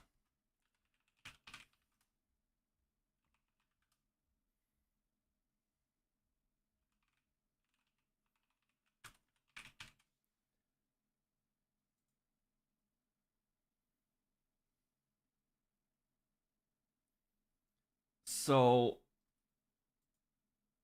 if we ever find one of these things, that would pretty much just mean we have to do this, but science way.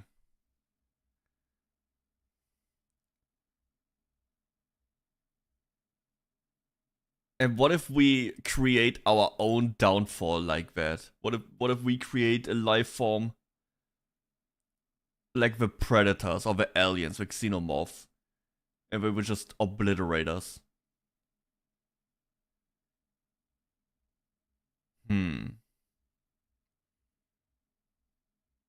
That's how we will look then. It's like this boy. It's like, no. Oops.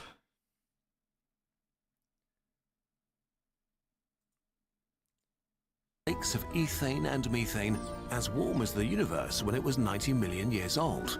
So finding exotic life on Titan would support the idea that life could have originated in the weird baby universe. So far, when we look out into the cosmos, we don't see anyone like us.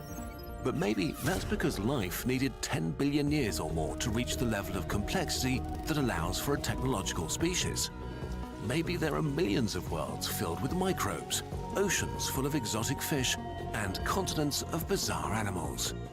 And maybe even others like us that just recently gained consciousness and are beginning to look at the sky, wondering if they're alone.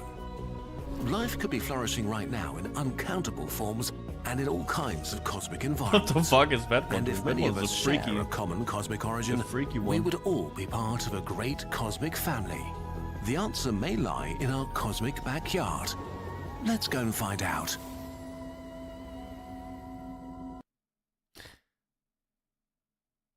Or we will all just fucking die like the dinosaurs. We don't go into huge genetic engineering, extracted virus that kill us all. Yeah, that's the next thing. We'll probably just end up like in Resident Evil. We got the T virus and it's fucking over for us. Oh my god, what is this? No, we can. Don't look, guys. Dinosaurs never died. They are real. Dinosaurs fake news. Yeah, true. There ain't no dinosaurs ever.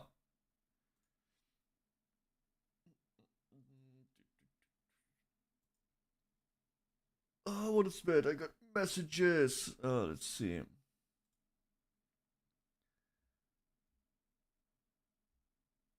There's a queso cheeky soap. Interesting. Get the soap. Why would I need to get it?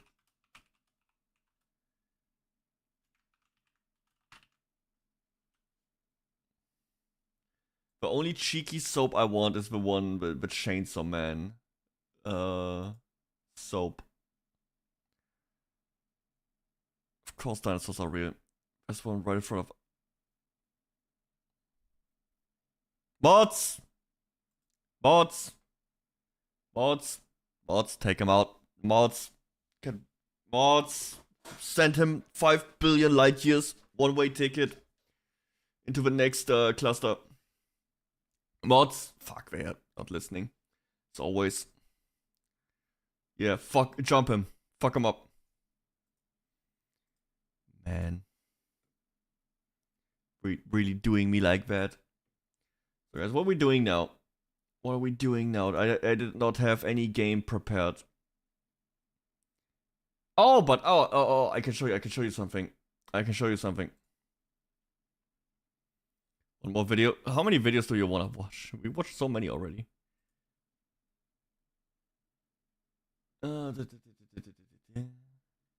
And 5 more after. Uh-oh. That's a person I banned earlier. Does that mean I have a hate watcher now? Amazing. Now that's something. Let's see. Where is it? Steam.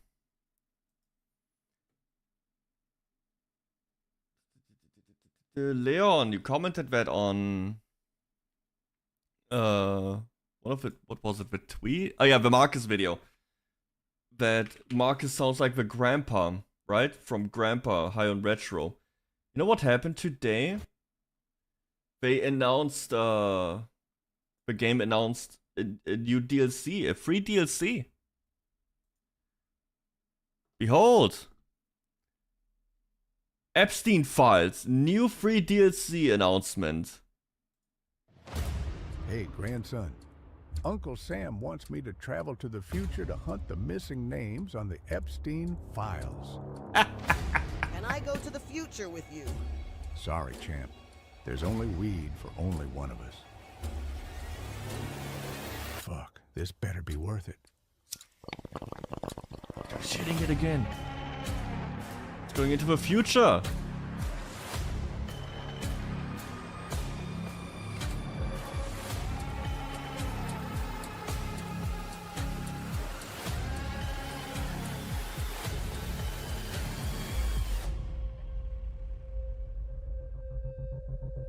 Who the fuck are you?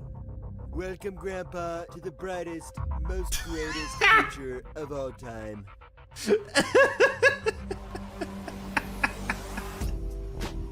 You cannot tell me that it's the greatest shit ever.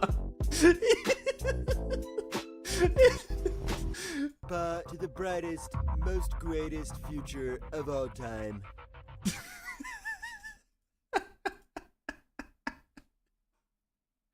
This is so good. I cannot wait for that update. Oh man.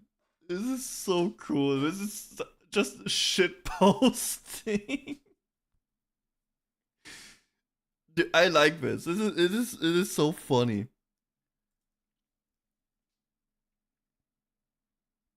I think this is great. It's only 1 hour long. That's the sad thing. But it's so funny. I want more. More Grandpa.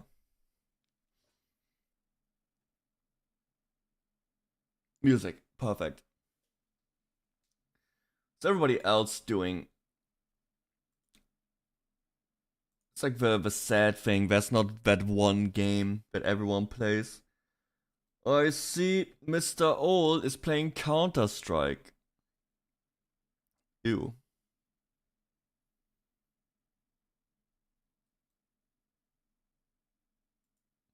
Oh, did you see this? We got some news about music react video. No, I will not watch music videos because then Fiverr Winter Art React.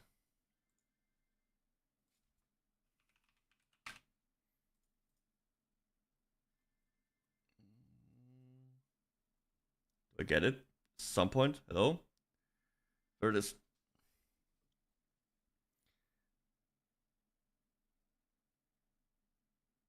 I'm a little bit scared going too deep down this one because there's one character that is sus. Let's say that. What was I about to do? What was I? Oh, yeah, yeah. So, here, did you know what... Are you guys familiar with Hytale?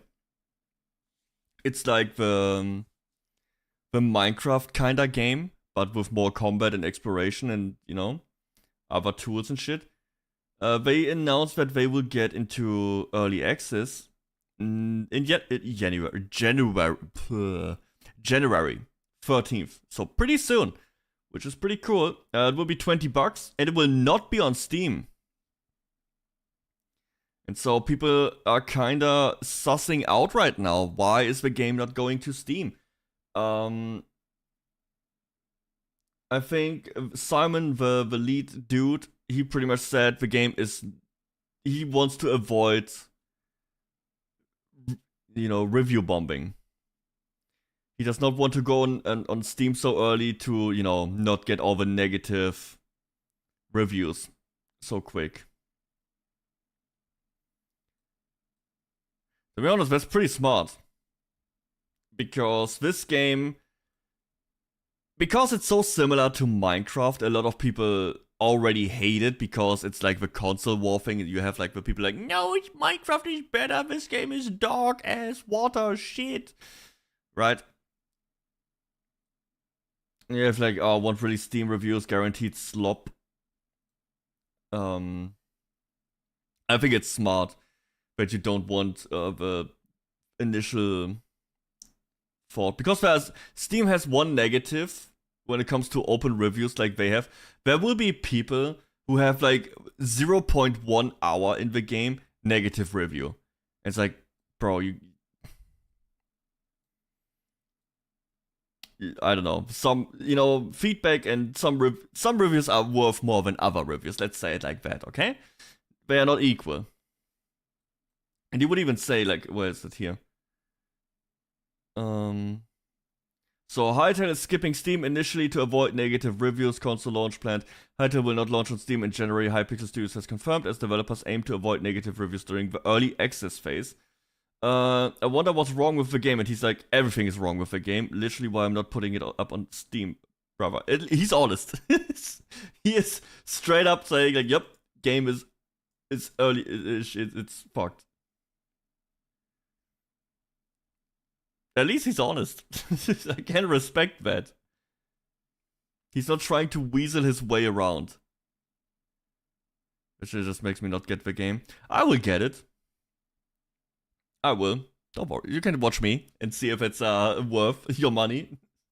Because it will be content. It's like it's one of the... It's a very anticipated game, so of course I will play it day one. There's another very anticipated game, which I'm not too sure about as of yet, or as of right now. It's this one, Ashes of Creation, which will be 50 buckaroos. It will come out next week, on the day the Game Awards are. So that might be a double day. We will do some Ashes of Creation Alpha into Game Awards. But this game... That might be a tax write-off, that 50 bucks. Not worth the money thing, just don't want the game that then released later on Steam, but I actually want it. Yeah, I don't know if they already said something about that you will also get a key on Steam later on, I don't know. And again, 20 bucks, I don't really care. Do we know the price? Yeah, base edition is $20. Yep. I don't know, it's the website or something. But by the time that happens, nobody wants to play it anymore. Depends. Depends. If it's really good. I think it looks interesting. Does it look like the game I will play forever? Hell no. That Minecraft is already not bad. Yeah, that's like the... different versions. You got the standard, supporter, and curse breaker, whatever that means. I have no idea.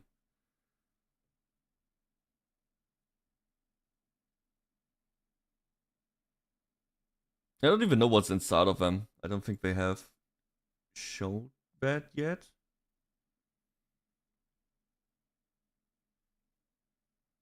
I mean, I do like Minecraft, but I just want something that has like better combat and stuff. Like, I think Minecraft's gameplay is just not good enough long term. It's too simple, too boring. And at least this game seems to have like more interesting combat with like shields, dodging, different weapons with different movesets. Because even when you have Minecraft mods with like, oh, here's a long sword, here you have a hammer, here you have a scythe, it always is the same. You just do one hit.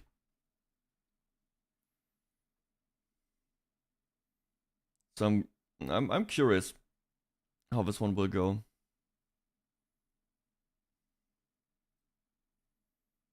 But I also got my expectations in check because they said that when this game was like bought up by Riot at one point, and Riot said they want to redo the entire thing pretty much. They wanted a new engine, new this, new code, make it more whatever, you know? The Riot polish, whatever the fuck that means.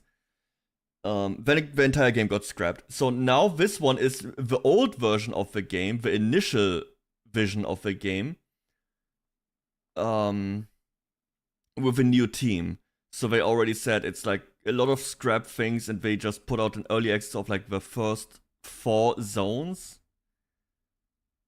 And that's about it. And like the modding tools, I think. Yo, Jack Peppers, hello.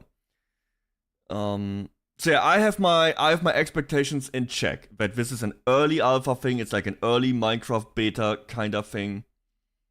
I do not expect a finished game, nowhere near. I expect lots of bugs, crashes, and rough edges. My expectations. But I think that's why it's smart for him to not go on Steam immediately, because my god, people will think this game has been in development for like many years now, which it is, but not really, because halfway through the entire thing got redone in a new engine, which we don't get because it's, you know, thrown out of the window. And people would be very disappointed probably if they expect a finished game. They won't get it. Then you have like the Minecraft kiddies who will just hate on it just out of principle because it's a Minecraft competitor.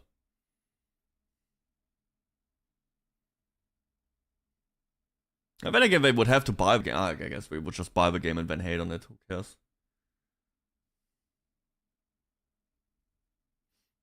Why economy is so shit? I don't know. I have no idea. I'm stupid. I can't even tell you where the aliens are right now in the universe, and you expect me to tell you about the economy? Nah. There are people who are more qualified for that. And it ain't me. Let's see. What's Mr. Soda Poppin' doing right now? China leveling American spy. I see. Honestly, think releasing on Steam would be better, gives more budget to work with early on. Probably. I would also prefer if it would be on Steam. Yeah. I mean, it is what it is. I don't care. Minecraft is not on Steam either. I have many games that are not on Steam. For example, I got my old ass games that I play via GOG. Right? For example, Rayman 2. Dude, I love good old games. These guys cooked. I wanted to play Rayman 2 for a long time now. And now finally, it is on the good old games thing. What the fuck? On Kick. Every night, or like around this time, it just gets flooded with bots. The problem with like all of these old games is they don't work. But you have like good old games here who have this incentive of good old game. I know. Who would have guessed? Let's see, can I... These are games that are updated and worked on to work on modern hardware. Here, by the way, SWAT 4, that's how I play it. That's how it works great on modern hardware. And Rayman 2 is also now in this. Dude, they cooked. Look at this. Look at all the changes they did. They added full support for new hardware, new polish for the localization. They added this and that. Different like emulators and whatever. Anti-aliasing. You can now use every controller from the get-go. It is not just crashing every time you alt-tab and stuff. Oh, it finally works. Rayman 2. A fucking goat. One of my favorite old games that I had. Also one of the first games I had cracked from a friend at school. He would burn the the CDs, and I remember I couldn't play the second half of it because that would be like the anti-piracy. You would have like a giant face in the middle of the screen and you could not play it. I can never remember which Rayman was which. It's easy. The first one is the 2D. The second one is the one with like a million versions. And where you throw little balls and fight robots. And the third one is the funny one. I mean, I played Rayman 3 on stream. I could play Rayman 2. Also, this one is the one with a brutal lava level. Where you have to God of War Trilogy when... Dude, I would love to play with God of War Trilogy. Dude, one of my tweets popped the fuck off recently. Let me show you. One of my messages.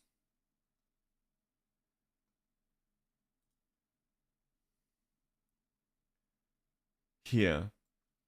So there was this tweet about, how this was 5 full games for like $40, and now you get like The Last of Us remake for $70 for the 4th time. And then I was like, Ares, give me this collection on PC, and my life is yours. Massive. Look at all the likes. Massive. Where Fat Friend nearly dies in the beginning. No, that is free.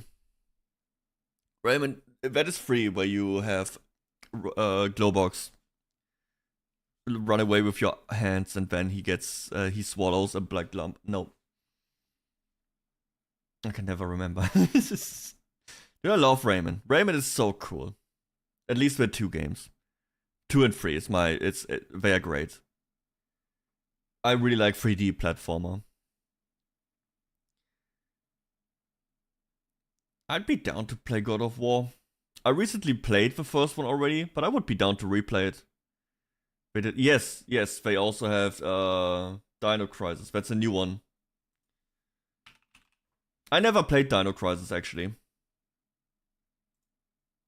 I never played these games.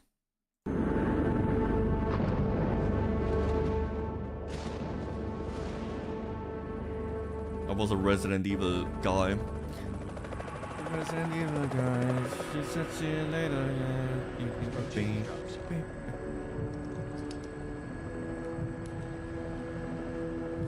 They also have OG Resident Evils 1, 2, and 3. Liking is a big word. At the time I played them and I liked them. Going back to them is hard.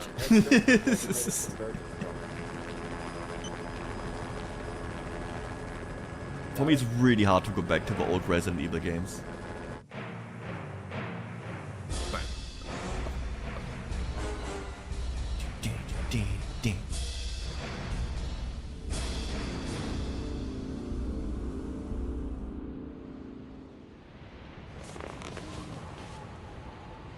Damn, they're so cool. Sorry I'm late.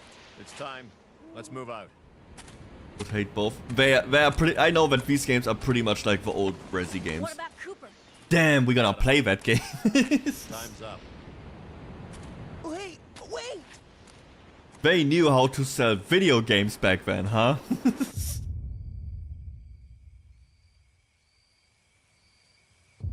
This is pretty much like the Resident Evil 1 intro. With like the dude and he's like, there's the dogs. And this is just the same with dinosaurs. Spinosaurus. It is the same.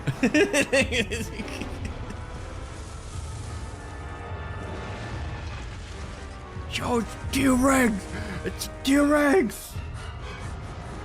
Yo!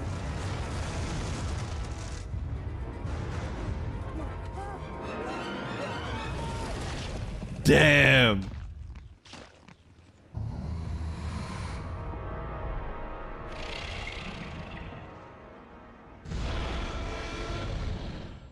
This is pretty cool.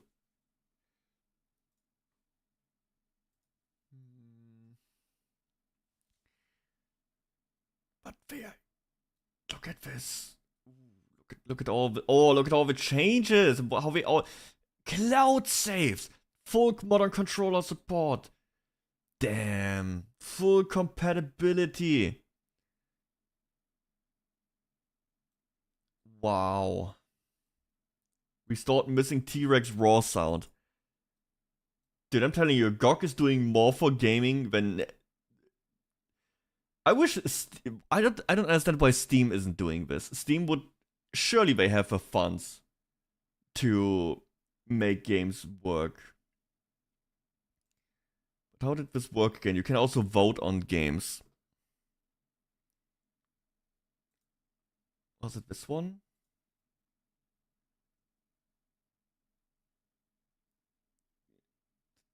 Where is it? That's the ones you can buy.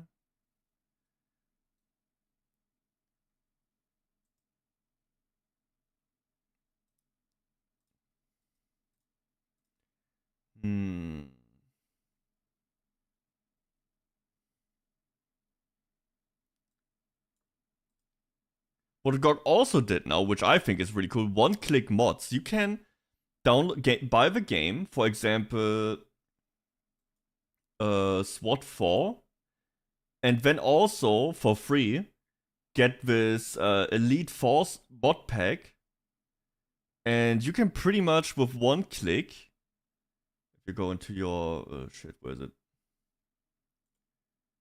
Into your games, and you can see here SWAT Elite Force, and you can just install it with the mod already configured and everything. GOG is doing pretty good. Preservation stories. There's... Oh, I can't find it anymore. You can vote on stuff, and they will try to reach out to the developer and actually get the...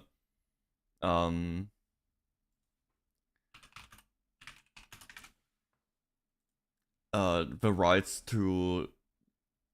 like, work on the game and shit. Here, for example... The Dream List is what it's called.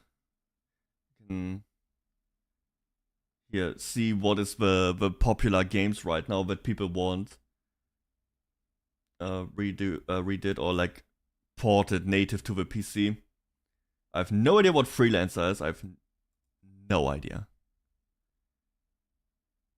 Single player, multiplayer, science fiction sandbox. Oh, it's like a space game. Interesting. We got Final Fantasy, we got some... I don't know why Doom Eternal is on here.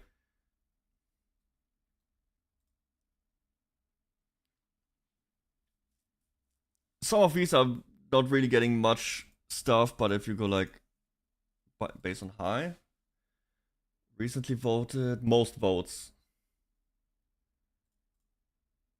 There it is. Black and White, that's like an old-ass game. Silent Hill 1, dude. Silent Hill 1 native on PC would be great. And the classic version of 2. It's over double the employees compared to... Really? I guess we need them.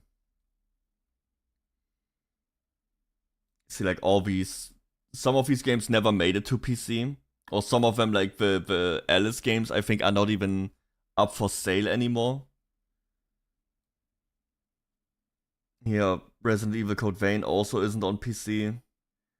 Silent Hill 3, you can't play it on PC. Same for Fable 2.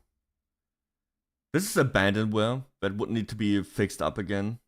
You can just download these for free, by the way. Why is my model's mouth not moving as much? What is happening?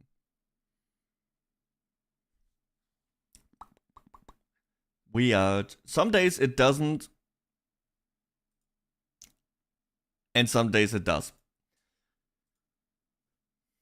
I don't get that. You can buy. I guess it's only the weird ass reforged version. And Fable 1 is working on PC. Not perfect, but it does.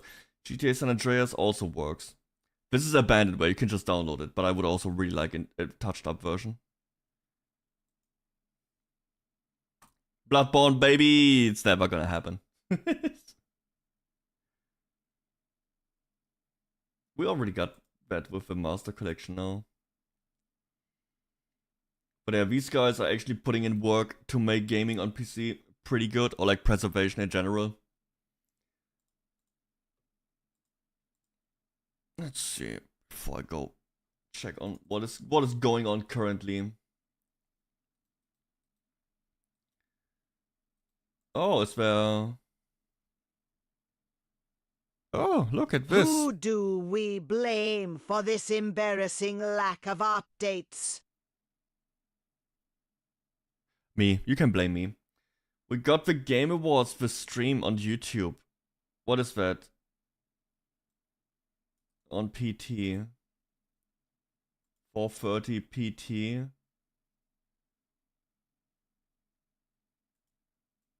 Now you're fucking with me, right?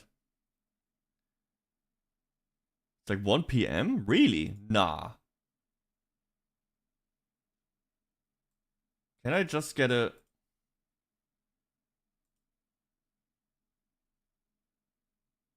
$7:30 EST, Eastern Standard Time.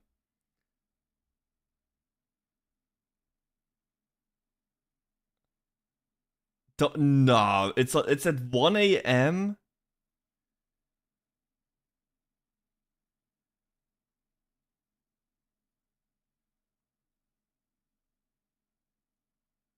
Guys, I don't think I can watch that. Fuck.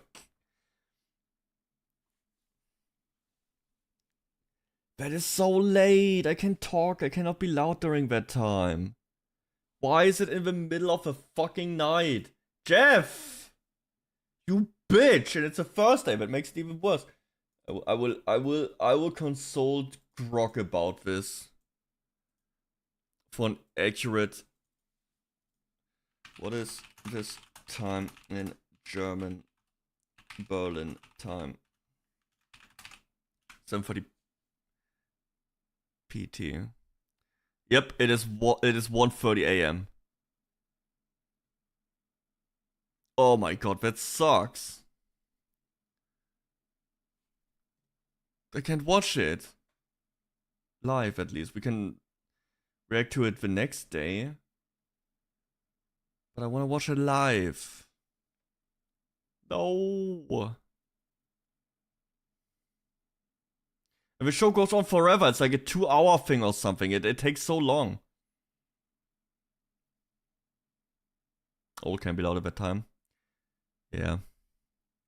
Him as a substitute. Maybe. No, this sucks.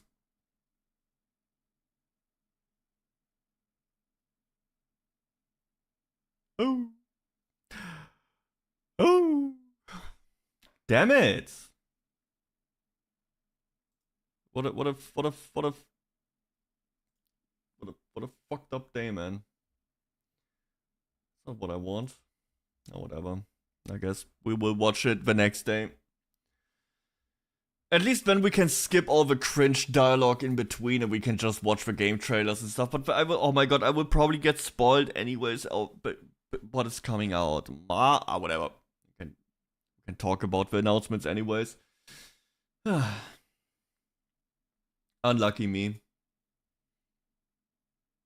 Unlucky me. Alright. Let's see. We got any other cool new things?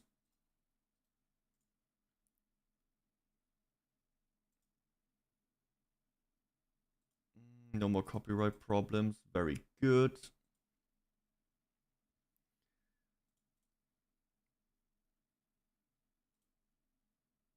You know what is crazy about my shorts? The short from September got like 1,400 views. The next short got 2 views. And my latest short got over 2,000 views again. The fuck is that? Why did that one just get fucked? Or maybe because it's a sexist one, but still. It was a joke. It was just a joke, man.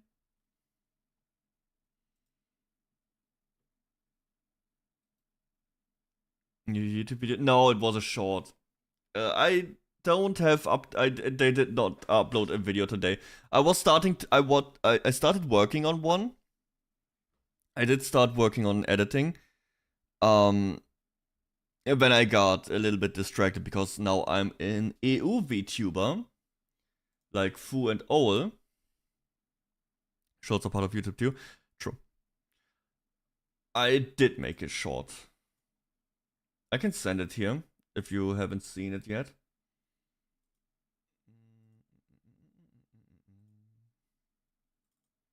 Okay, this is the one. It's also on TikTok, but a like on YouTube I would appreciate it. So yeah, I'm now in Vtuber, and I am also working on a new collab. So that came pretty much very like out of nowhere. I was applying for it like 2 days ago, yesterday or something, and today I got in and I started talking with some people, and then it's like, oh, let's do something. Like, oh, okay, I'm down to do something. I want to do it. You know me, I always like to do fun stuff. So yeah, I didn't have time to finish editing today. Unlucky. Tomorrow, I hope I can. I can't early. Tomorrow morning, I have some other stuff to do. I could probably finish it after that. They do it where they show a video to 200 people minimum, see how it performs, and then recommend it to more based on how it did. And some they do it where just don't recommend it at all. Yeah, I had, for example, like age restrictions are pretty much a given gone. Video's gone. No one will ever see it. I had that like once or twice. I've got age restricted. Not my fault. I played Outlast Trials and I said the word penis too much, which I think is very immature of YouTube, as that is just a normal word, like any other word. I don't understand why they have a problem with that. Sexism.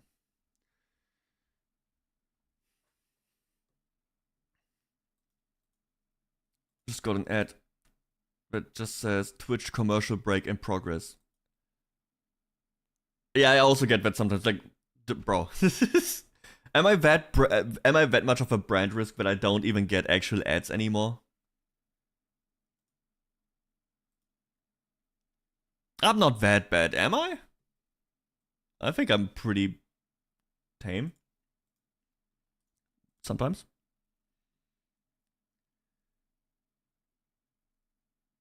Right?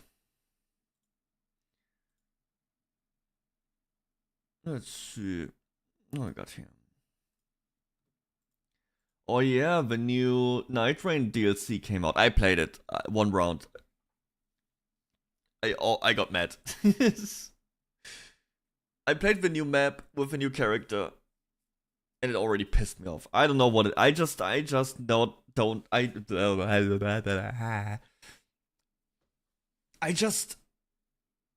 have a hard time with Night Rain. Not because I don't like the gameplay and stuff. The gameplay is cool. I don't like the gameplay loop. but you constantly have to run around and it's always like quick. I don't like that. And I don't like the lack of meta progression. Like I always compare to other roguelikes that are better. Doesn't really show too much. Some bosses get 20% spawn rate per map. Yeah, but the thing is, I played the new map and it has all the annoying enemies. Like you have it's like No Cron City. So you have the liquid metal fucker with the whips. You have the metal ball, which I hate the metal ball. You have an entire area can be covered in frame of frenzy, like a tower. That is annoying. Yeah, I don't know. My first impression was they filled this map with every annoying enemy in the game. And it's very vertical, which also annoyed me. Maybe I would play with a group, but I don't have a group, so I might get not even next week. Like next week, I will play more Ready or Not with Ace because I really liked Ready or Not. That game was fun as hell. You know, shooting, pepper spraying people and stuff, and oh my god, it was amazing. Let's see, is there any cool news right now going on Twitter?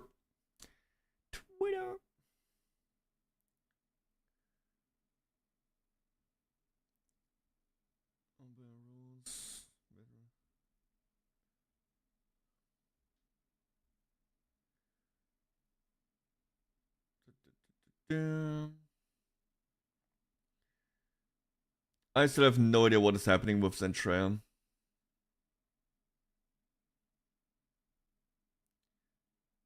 First poster for Marketplace. Oh. Look at this. First poster for Marketplace directorial debut, Iron Lung. The film will have a theatrical rollout starting on January 30th with approx 5,100 theaters. So it actually goes into theater. Cool. I played Iron Lung. It's fun. I have no idea how he wants to fill a movie with that. But I'm down to watch it. I will watch it. I liked Iron Lung. Let's see.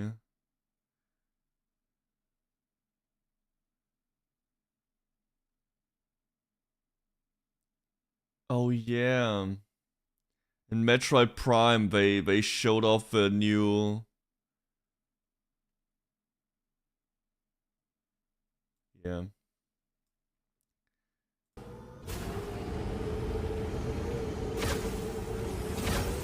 So Nintendo announced that this is like how you will drive through the desert in the new Metroid game. And if you want music, you can only get music on the bike if you buy a $30 amiibo.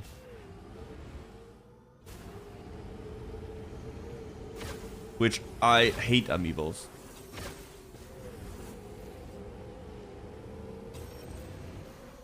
Yeah, Virgin Metroid. What game is this?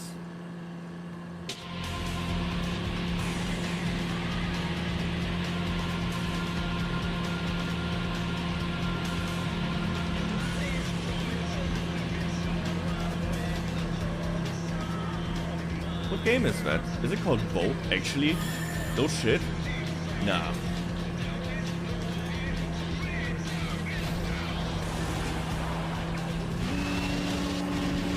Oh no, but there it is. It is Fist of the North Star, right? Fist of the North Star. Lost Paradise.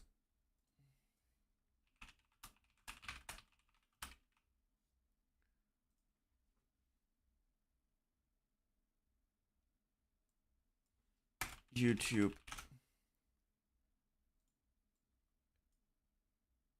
Is that the entire thing?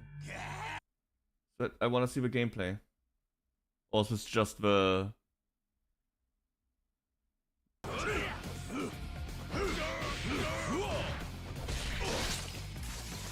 Strike! Dude, his entire head exploded.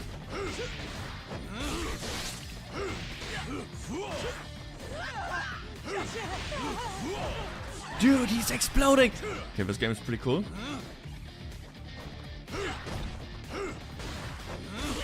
Oh!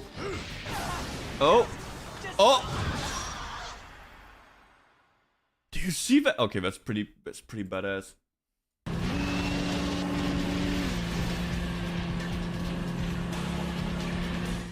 Okay. So yeah, let me get this straight. If you pay $29.99 for the collectible Samus amiibo in Metroid Prime 4, you get to play select music while driving the Viola bike in the otherwise quiet desert. In other words, they locked music while riding through the desert behind $30 paywall.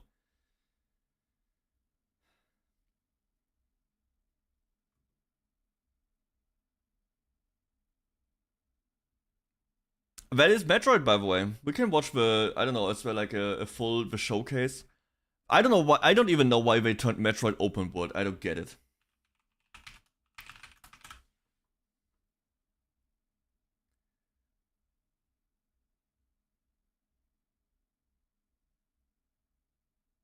There's a launch trailer.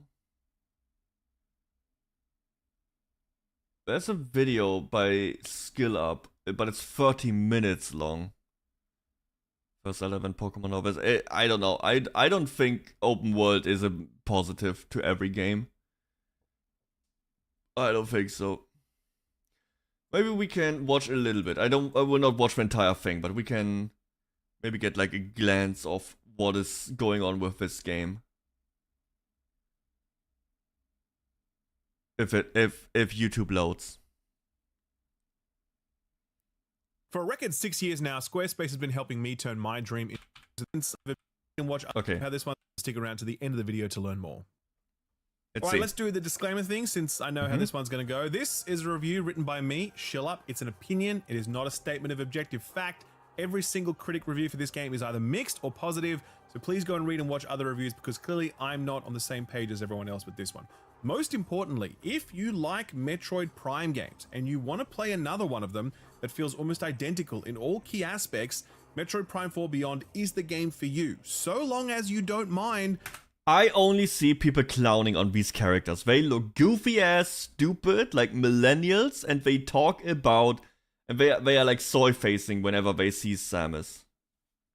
The inclusion of a bunch of bullshit that makes the game worse than the original games, or at least certainly worse than Metroid Prime 1. Wow, look at this open world. Look how great this open world is. It's just a big ass desert with nothing. Since I know 2 and 3 were a bit of a mixed bag. Look at nothing. I definitely reflect on the feedback I got from my Ghost of Yote review where people were like, hey man, just because this isn't new doesn't mean it isn't good. And that's very true. And I think it's especially relevant here in Metroid Prime 4 because this is the first Metroid Prime game in over a decade. And I'm sure that plenty of people are going to be really happy with this because they just want that old school Metroid I'm always Prime miserable. feeling. And you know what? That old school feeling is really the one part of Metroid Prime 4 that I really loved. Like I said in my preview, it's been a really, really long time since we've played a Metroid Prime game. And even since games were designed like this controller-first model of shooters that found its feet in the Xbox and PS2 and GameCube era, the combat pacing, assisted enemies, time to kill, the size of the... Isn't that the exact same type of fight they already had, like, even on the Nintendo DS, Metroid Prime Hunters, where you just shoot whatever is glowing? The enemies and the until you can shoot the core. The way that Metroid Prime 4 tunes these things feels pulled from that bygone era, and there's a nice, familiar, nostalgic feeling that you get stepping back into it. There's also great comfort to be found in the core Metroid Prime formula, and by that I mean, it's cool to see the world through Samus's visor. It's cool to scan things and let the flavor text do the storytelling. It's cool to be a morph ball and roll through the gizzards of a world like a sunken cue ball rolling back towards the dispensary. In moments like these, Metroid Prime 4 is still a Metroid Prime game. But it is I absolutely like Metroid Prime 3, and I like Metroid Prime Hunters. And Hunters. after seeing how much the Metroid Metroidvania Hunters, genre whatever it has was evolved called. in the past 2 decades, and after seeing how much Nintendo has evolved their flagship franchises, I think it would have been fair to have expected a lot more from Metroid Prime 4 Beyond. I don't think that unlocking the double jump power-up is enough to cut it in 2025 when you don't use that power-up for anything more interesting than you can now reach that place that you couldn't reach before. Modern Metroidvania design takes those power-ups and makes them more than just keys. No, don't show them an indie game that is made by 3 people that is way superior in every aspect. Don't, it's not fair to compare. It's not fair. Samus is an icon, but that Metroid gameplay looks like they made it in the Nintendo Game Maker garage thing. Yeah, it is. I don't know. People really praise Nintendo since the Switch. I don't see it. I really don't. To me, all these games are okay, but that's about it. Like, when I look at these, like, Breath of the Wild or like Mario Odyssey, they don't. People praise them as the greatest thing ever made. But when I look at them, I'm like, I played at least 10 other games that did it better. And earlier. And look better. And have better performance. But I think Nintendo fans, they only ever play Nintendo. So whenever they get like a 3D open world Zelda, which every 3D Zelda is open world, but that's a different topic. For them, it's like, oh my god, this is revolutionary. No, because they never played a Red Dead Redemption 2. They never played Red Dead Redemption 1. They don't know these games. They never played a GTA. Straight up, I will just call all Nintendo fans like sheltered little, soy facing that never even played a GTA game. A GTA 5 still looks better, which is 11 years old, by the way. Still looks better than any, or like 11 years? 12? Miles ahead of anything on the Switch. Way bigger, way more involved, way deeper. I'm not even the biggest GTA fan, but Rockstar does know how to cook open world games. They really do. Just look at Red Dead Redemption 2, that game looks amazing. Runs really well. And you can look at the towns and the mud and everything like works. You can run through the mud and it will leave the prints in there. You can drag people through the mud. They get dirty. And these games are so old. Like, so old, but when you have people who always just accept the slop from Nintendo, and that is what it is to me. Just 5 out of 10 slop. It's okay, but it's not more than okay. Augments, offering you new capabilities that can be used creatively in different contexts to deepen moment-to-moment gameplay or facilitate more engaging level or puzzle design. But here in Metroid Prime 4, almost all the power-ups you collect have no functionality. I feel like Nintendo's just stuck in time. Utility. If Prime 4 wasn't going to expand the formula, then perhaps it could have refined it. They just never either. Backtracking, for example, is never made it into the future. Nintendo never made this step into even the last generation. They are still on the Wii U and Wii time. That's still where they are stuck, in my opinion. I'd go as far. I would say I enjoyed Super Mario Galaxy way more than Super Mario Odyssey. I played Odyssey everything. I did everything. I did also the when you get like the 250 moons, the special challenge maps. I did all that stuff. Galaxy was better. I had way more fun with Galaxy. Maybe it's because when I played Galaxy, I was actually like a child, or like a young teenager or whatever, and not old. I don't know. I like Galaxy. It's probably my favorite Mario. It was a simpler time back then. But in 2025, backtracking is something we have solved by either avoiding it or by making it worthwhile or interesting. Metroid Prime 4 not only has boring backtracking when nothing happens, but it's made worse by adding in unskippable loading sequences and these weird lengthy stretches of nothingness between the desert's exit point and the actual... That's the problem! Open world does... I don't know what it is with XX right now, who will just cram open world into everything for like the last 2 generations. It is not a net positive. I view open world in the most times as a negative because it's boring. And when you fill it with the same 3 things, even Elden Ring, which I really enjoyed my time with Elden Ring, I don't really replay it as much as I replay, let's say, Dark Souls 2 or Dark Souls 1. Because you have to run so much, even in Elden Ring, which has like a lot of points of interest. Like a lot. There's a lot of stuff in between the running for Elden Ring. The problem is I did that already. I explored the map. I know everything. So now that I know what is in what cave and I know where the items that I want for my build are, I have no incentive to go into all of these points of interest, right? So what ends up is I just run through a giant map with nothing worthwhile. Elden Ring pretty much is just a boss rush game. You run from once. The first hour is the most interesting, because that's when you actually get your stuff, your gear, the items and spells you want. Yo, Knuckle. And after that, you just beeline from boss to boss to boss to boss until you get the credits. That's Elden Ring. And the problem is you have to run for like 5 minutes straight with a horse in between. That's boring. With the games like Dark Souls 1 and Dark Souls 2, everything is way more close together.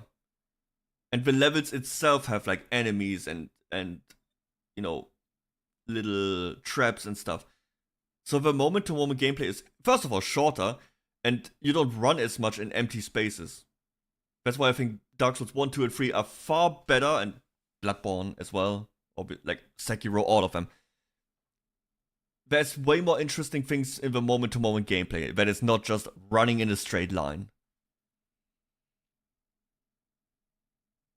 And I still have 420 hours in Elden Ring. It's not like I hate this game.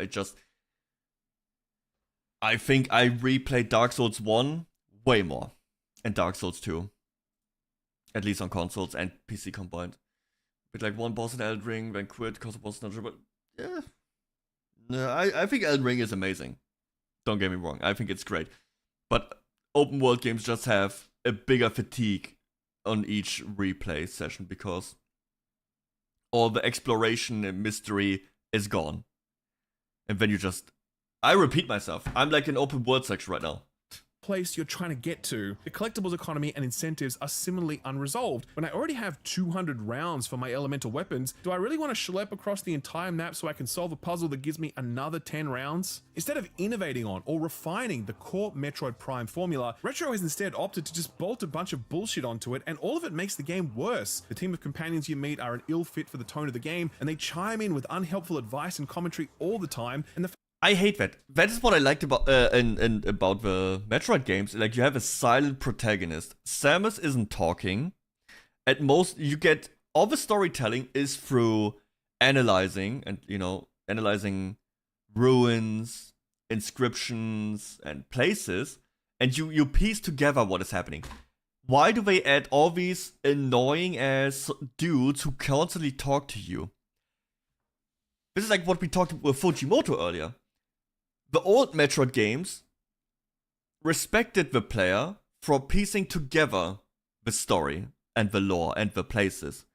And now you just have these cringe millennials constantly yapping. The fact that Samus just stares at them, totally mute for the game's entire runtime, is so weird. The bike is such a disappointment given how underutilized it is, except when traversing the desert, and the desert is unspeakably awful. It is just a barren wasteland of boredom and disappointment, and its biggest offering are green crystals that you have to smash into, and you better smash into those green crystals. Otherwise, you will find yourself in the position that I found myself in, where I was forced to spend an entire hour doing laps around this desert, smashing into green crystals before I could commence this game's finale. That is a true story, by the way. I swear to God, come back to that later. Look, it's obvious that I have strong feelings about this game. I'm a Nintendo fan. I'm a Metroid fan. I'm a Metroidvania fan. I absolutely love the ever-living shit out of Metroid Dread. I thought it was incredible. Leon played that. This was honestly just I haven't played it. Maybe I would try it. And I think that if the Prime franchise is to continue, it's going to need to be rebuilt from first principles, because right now it just feels haphazard, confused,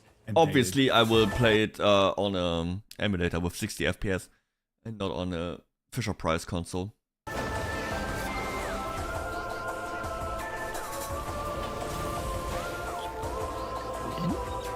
God, I Metroid hate Prime how 4 they Beyond look. is the latest game in the hit video game series Metroid, starring the titular hero, John Metroid. No, I'm joking, of course. Samus Aran is back, and this time, she's lost her powers and needs to get them back. What? Not again! Starts on a space station besieged by space the third pirates. time. Samus repels the attack only for Sylex to rock up, triggering an ancient artifact that whisks Samus away to a different planet, bereft of her ship and her powers. She now needs to find a way off that rock so she can continue her bounty hunting adventures. Story-wise, we've got to start with one of Metroid Prime 4's biggest whiffs, Sylex. This guy is introduced in the first major cutscene, and you get the sense that he's going to be the game's antagonist, but he's not. The game has no real antagonist, to be honest. Sylex just rocks up a few times, and you can fight him. Doesn't have any real dialogue. He doesn't explain his motives or whatever. I honestly don't know what his deal is, other than he hates Samus. There's probably some codex.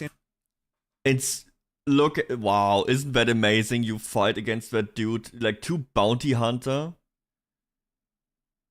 you know, trained assassin, like super shooting and everything. They are super good at everything, and they just put them in a round box, a round arena.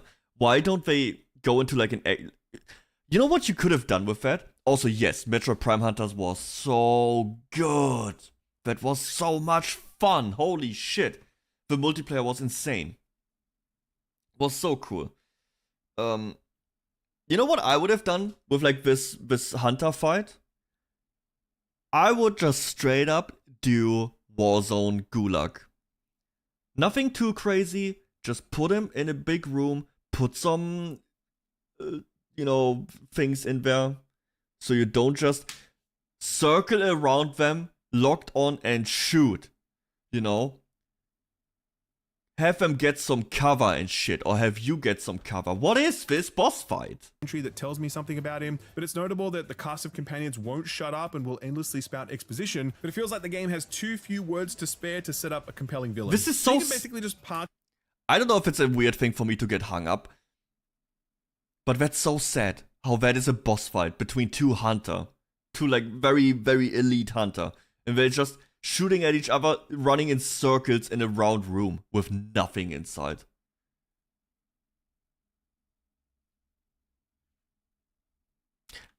Metroid Prime Hunters on the, you know... Now that I think about it, you would fight against other hunters in Metroid Prime Hunter's story, and they would have actual rooms with actual, like, things in there, where you know... You could go into a ball form and stuff, and they would go into the ball form and have like their own, like, there's also a green guy who turns into a lava, and like there's mines on the ground, and you could jump on platforms. There would be like, what is it called? Deckung.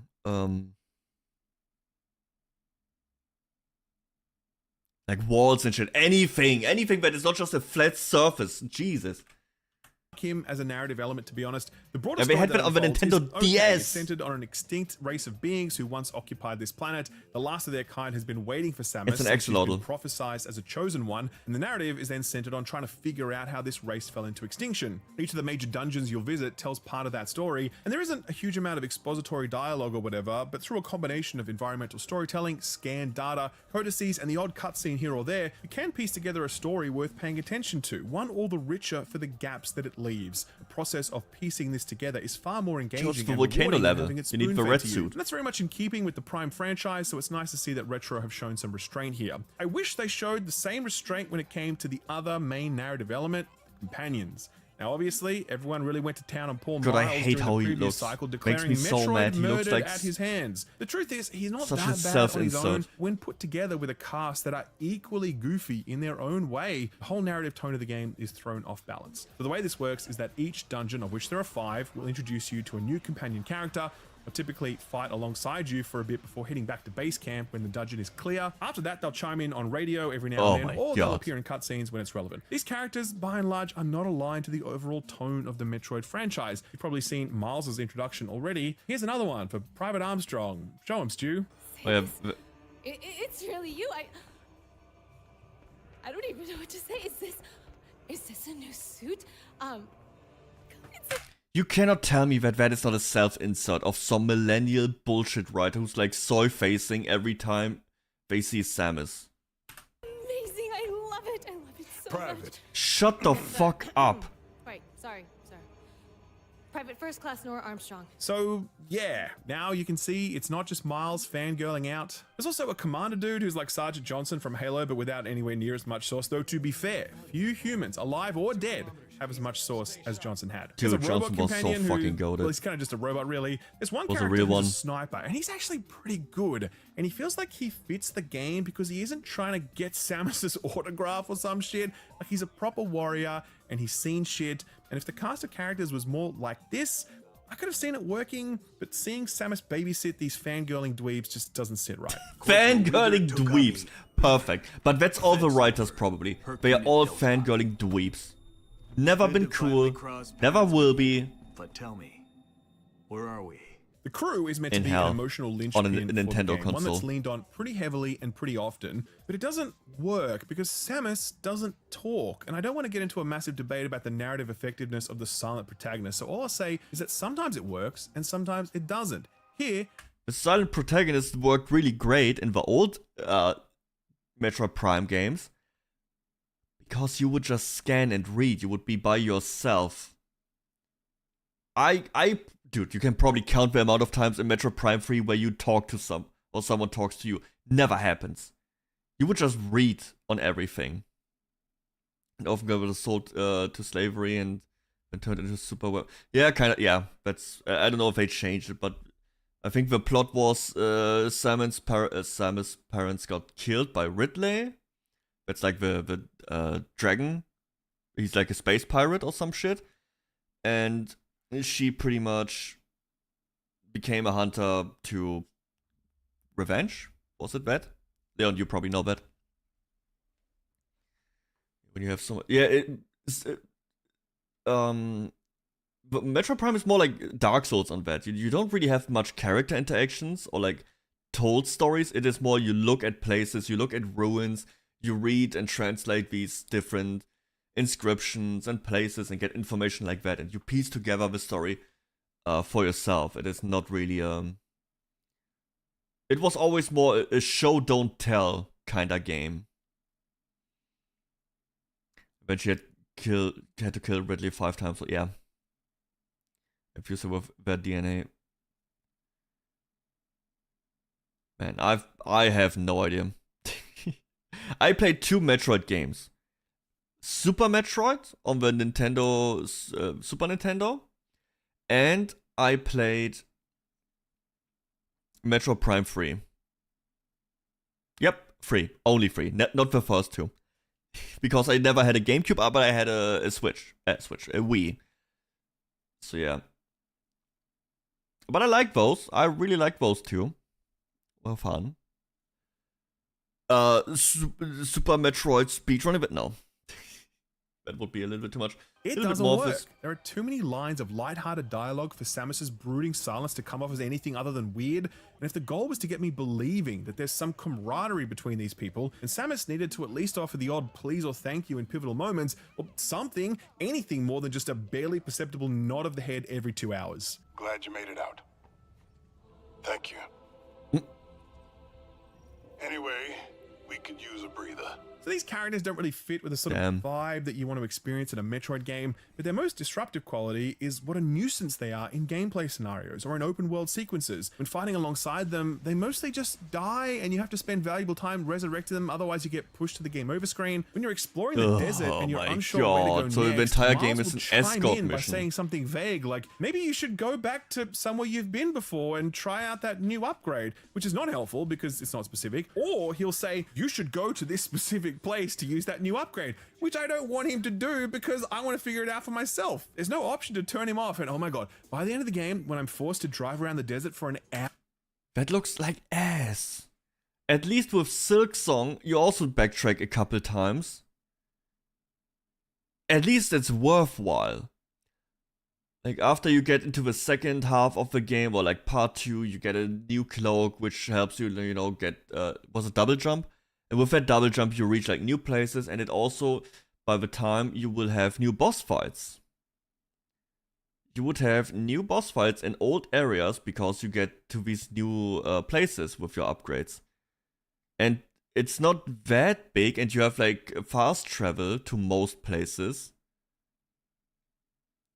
That it was never punishing to re-explore the places. Also, if you kill some extra enemies on the way, you would get like the beats, and you can buy new other upgrades or like materials and stuff like that. So there's always something to you would look forward to exploring. If I look at this shitty ass, empty ass desert, and I would have to, okay, you got the double jump now, and now drive through the entire desert to the east to get another +10 rocket space. Ugh. Which is regular 2D Metroidvania games. 3D gets messy. Yeah, 3D is a problem because they want to convey size. I guess, no. I would even say this is just a fucking open world game problem.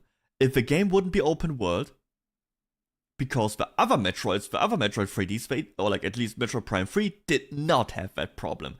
Also, Metroid Prime 3 was more interesting.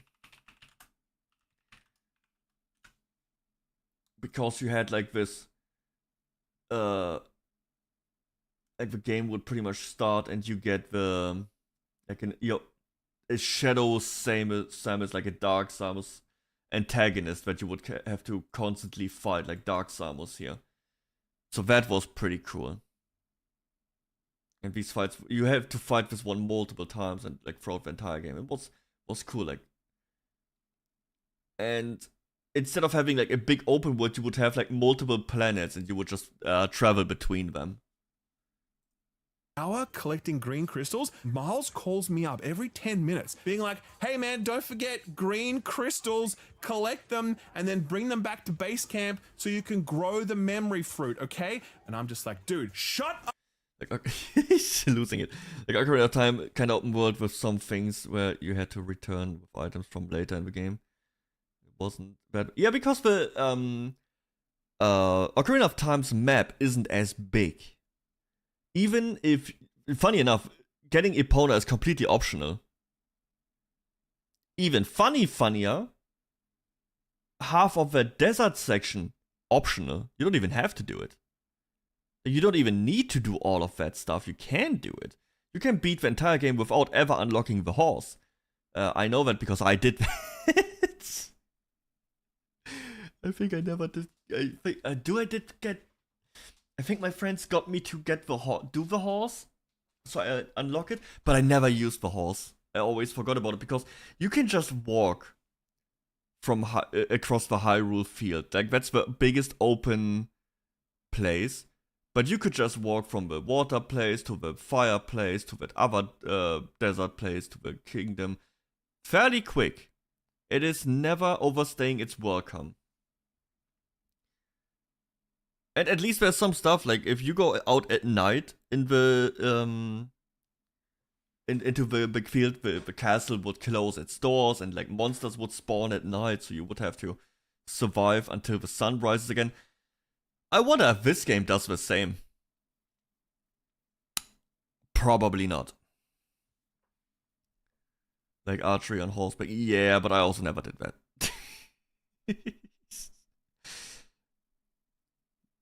That's the great thing about Ocarina of Time. There is a lot to do. You don't have to do it if you don't want to. You can beat the game just fine without all the additional stuff. It's not forcing you to do certain things. I'm pretty sure if I would replay Ocarina of Time, I would find a lot of things I haven't seen in the first time I played it. Pretty sure, because I would just try to beat the game without exploring that much. Up! Just shut up! What do you think I've been doing for the past hour, my dude? Please launch yourself into the sun. So, while the overall mystery of this planet is compelling and well told owing to its subtlety, the rest of the narrative falls very flat indeed. Silex is just a recurring mini-boss. I wouldn't even call him a villain, honestly. I think that assigns too much intent to him. The broader cast is a playful collection of tropey stereotypes who are an ill fit for this franchise, and Samus's inability to meet them at their conversation level makes it feel like either they or Samus wandered into the wrong game. But given that Samus's picture is on the box, I think a bunch of millennial cringe soldiers have no place in any game. And you've got a narrative and cast that undermine the overall experience. I cannot even think of a popular game that has that type of character. Newest, what's it called? Saints Row failed. Borderlands 3 failed. Borderlands 4, because Borderlands 3 is ass, no trust, failed, pretty much. All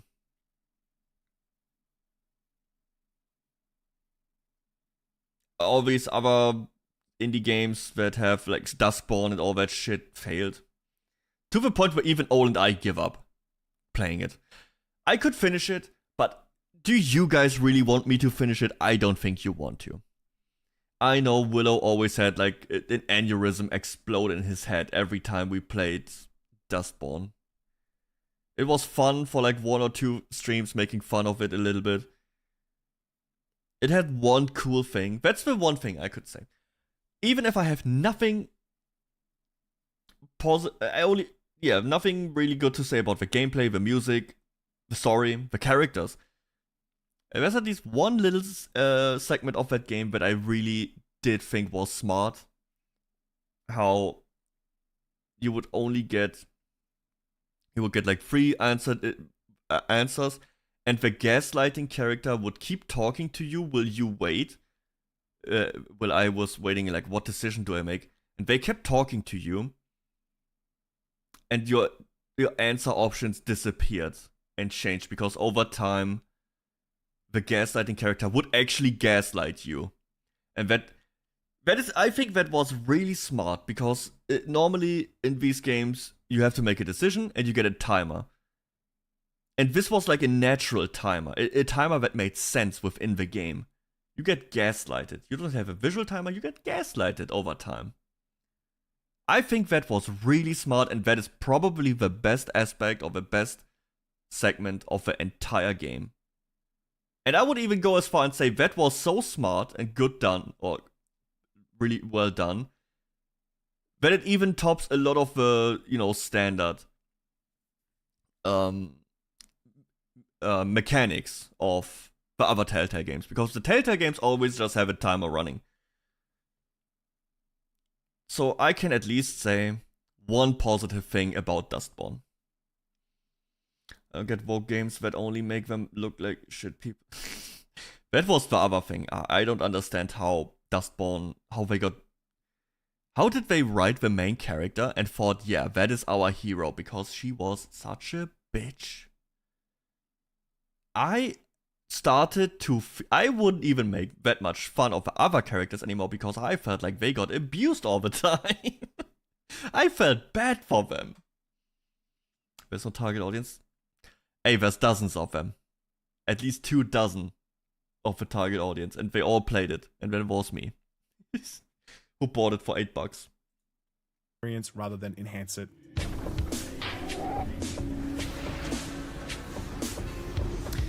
But I also think we get pretty much where this game is at. Okay, so I'm going to talk about Metroidvania design here and how much it's evolved over the past... Okay, now, but we don't need to go over all the in-depth. I think this was interesting. The first 10 minutes pretty much told me anything I need to know about this game. Cringe NPCs, boring open worlds, outdated gameplay loop. That is pretty much what we can take away from this. Yeah, sure. So, Leon, you are a fan of Metroid games. Will you be getting this game? Do you even have a Switch 2? Does anyone here have a Switch 2? Anyone? Huh? Probably not. Can't blame you. I wouldn't get one. Anyways, let me know what you think about the new Metroid game. Will you play it? Will you buy the $30 amiibo to unlock music? Will you drive through the empty deserts? Anyways, I will see you in the next one. Bye! Perfect. With that, we got another reaction in. Very good.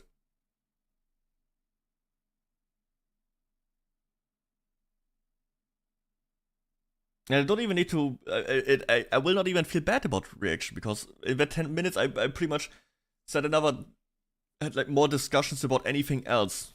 I don't even need to watch the full video.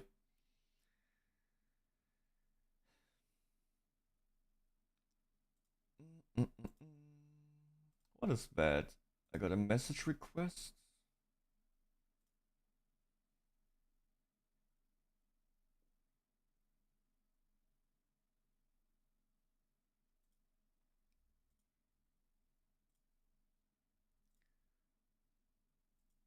Oh. Someone is messaging me about my mod request. Yo, let's go.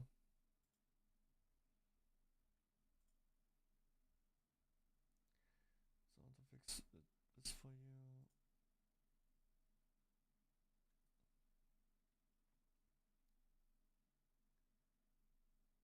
Mods. Yo, there's a mod. Hello.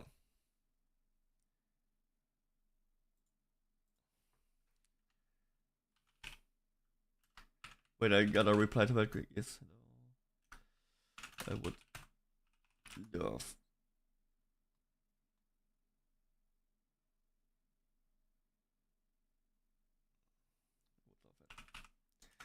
No, that's the wrong server. How you doing, Sardinia? How's it going, man?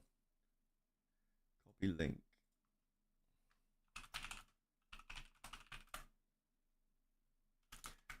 In the commission section.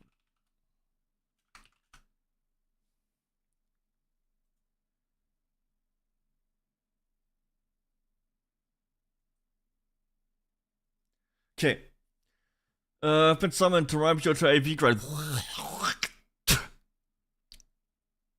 Can you... Why is it that every time a mod shows up, I regret it? Why? Can you not go away again? I'm not grinding AV. I will probably wait until pre-patch to, you know, farm some PvP gear. There's so no reason to burn myself out right now, especially since I just do a couple quests and I will have better gear than the raid offers. So, you know, what's the point?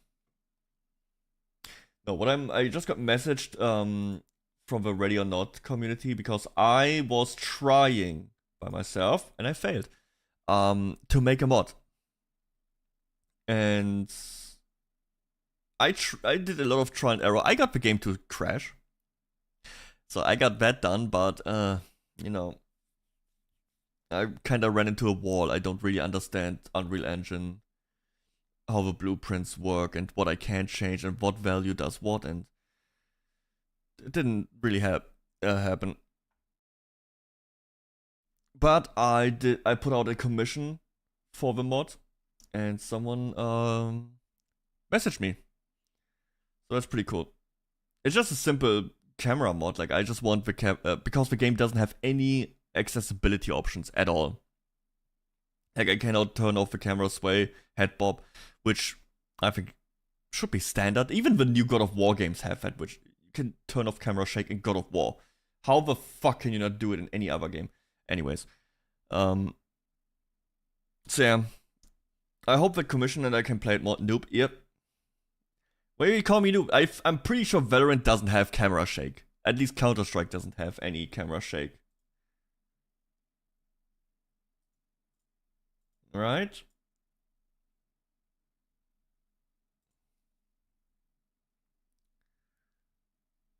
He's laughing at me, guys. Let's see, what else we got here? It's pretty much just an entire stream just chatting and watching space videos. And I'm traumatized.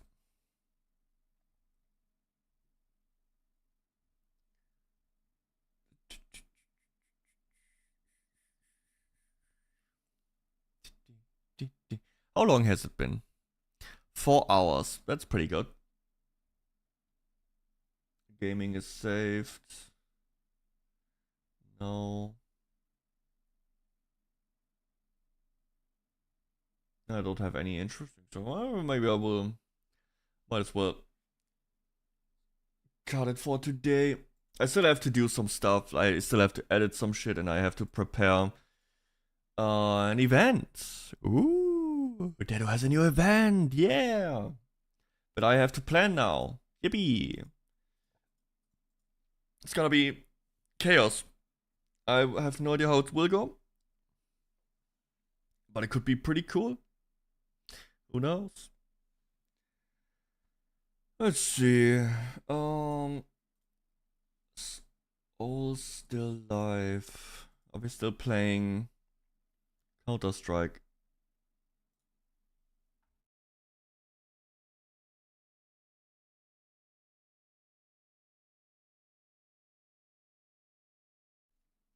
Yeah, I will send you away now.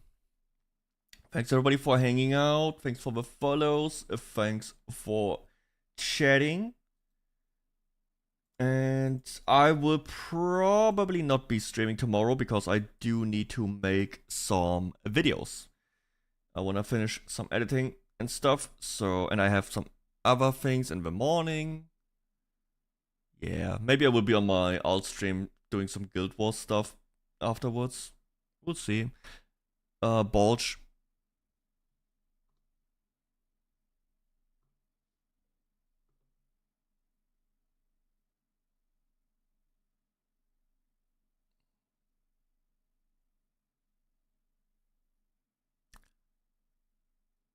Yeah. Bulge. Next stream Sunday, I would say Sunday before the watch party. We'll be watching. I haven't even decided. We can actually vote during the stream. Yeah, that's what we'll do. I will do a live vote, and you know, we can do a stop the count, stuff like that. The watch party is rigged. You can do it like that, or yeah, we'll just give it a shot. It will be a Christmas movie regardless. If I get my step goal, I will join. Epic. I don't know what we watch first. Maybe it will be Die Hard because it was suggested first. It was just because it is the quickest one. Also, sounds pretty good to watch Die Hard. Alright, guys, thanks for hanging out. I gotta cut a lot of stuff now. With all the stuff we talked about and reacted to. I will see ya on Sunday. Alright, have a good one. Have a good weekend. See ya. Bye-bye.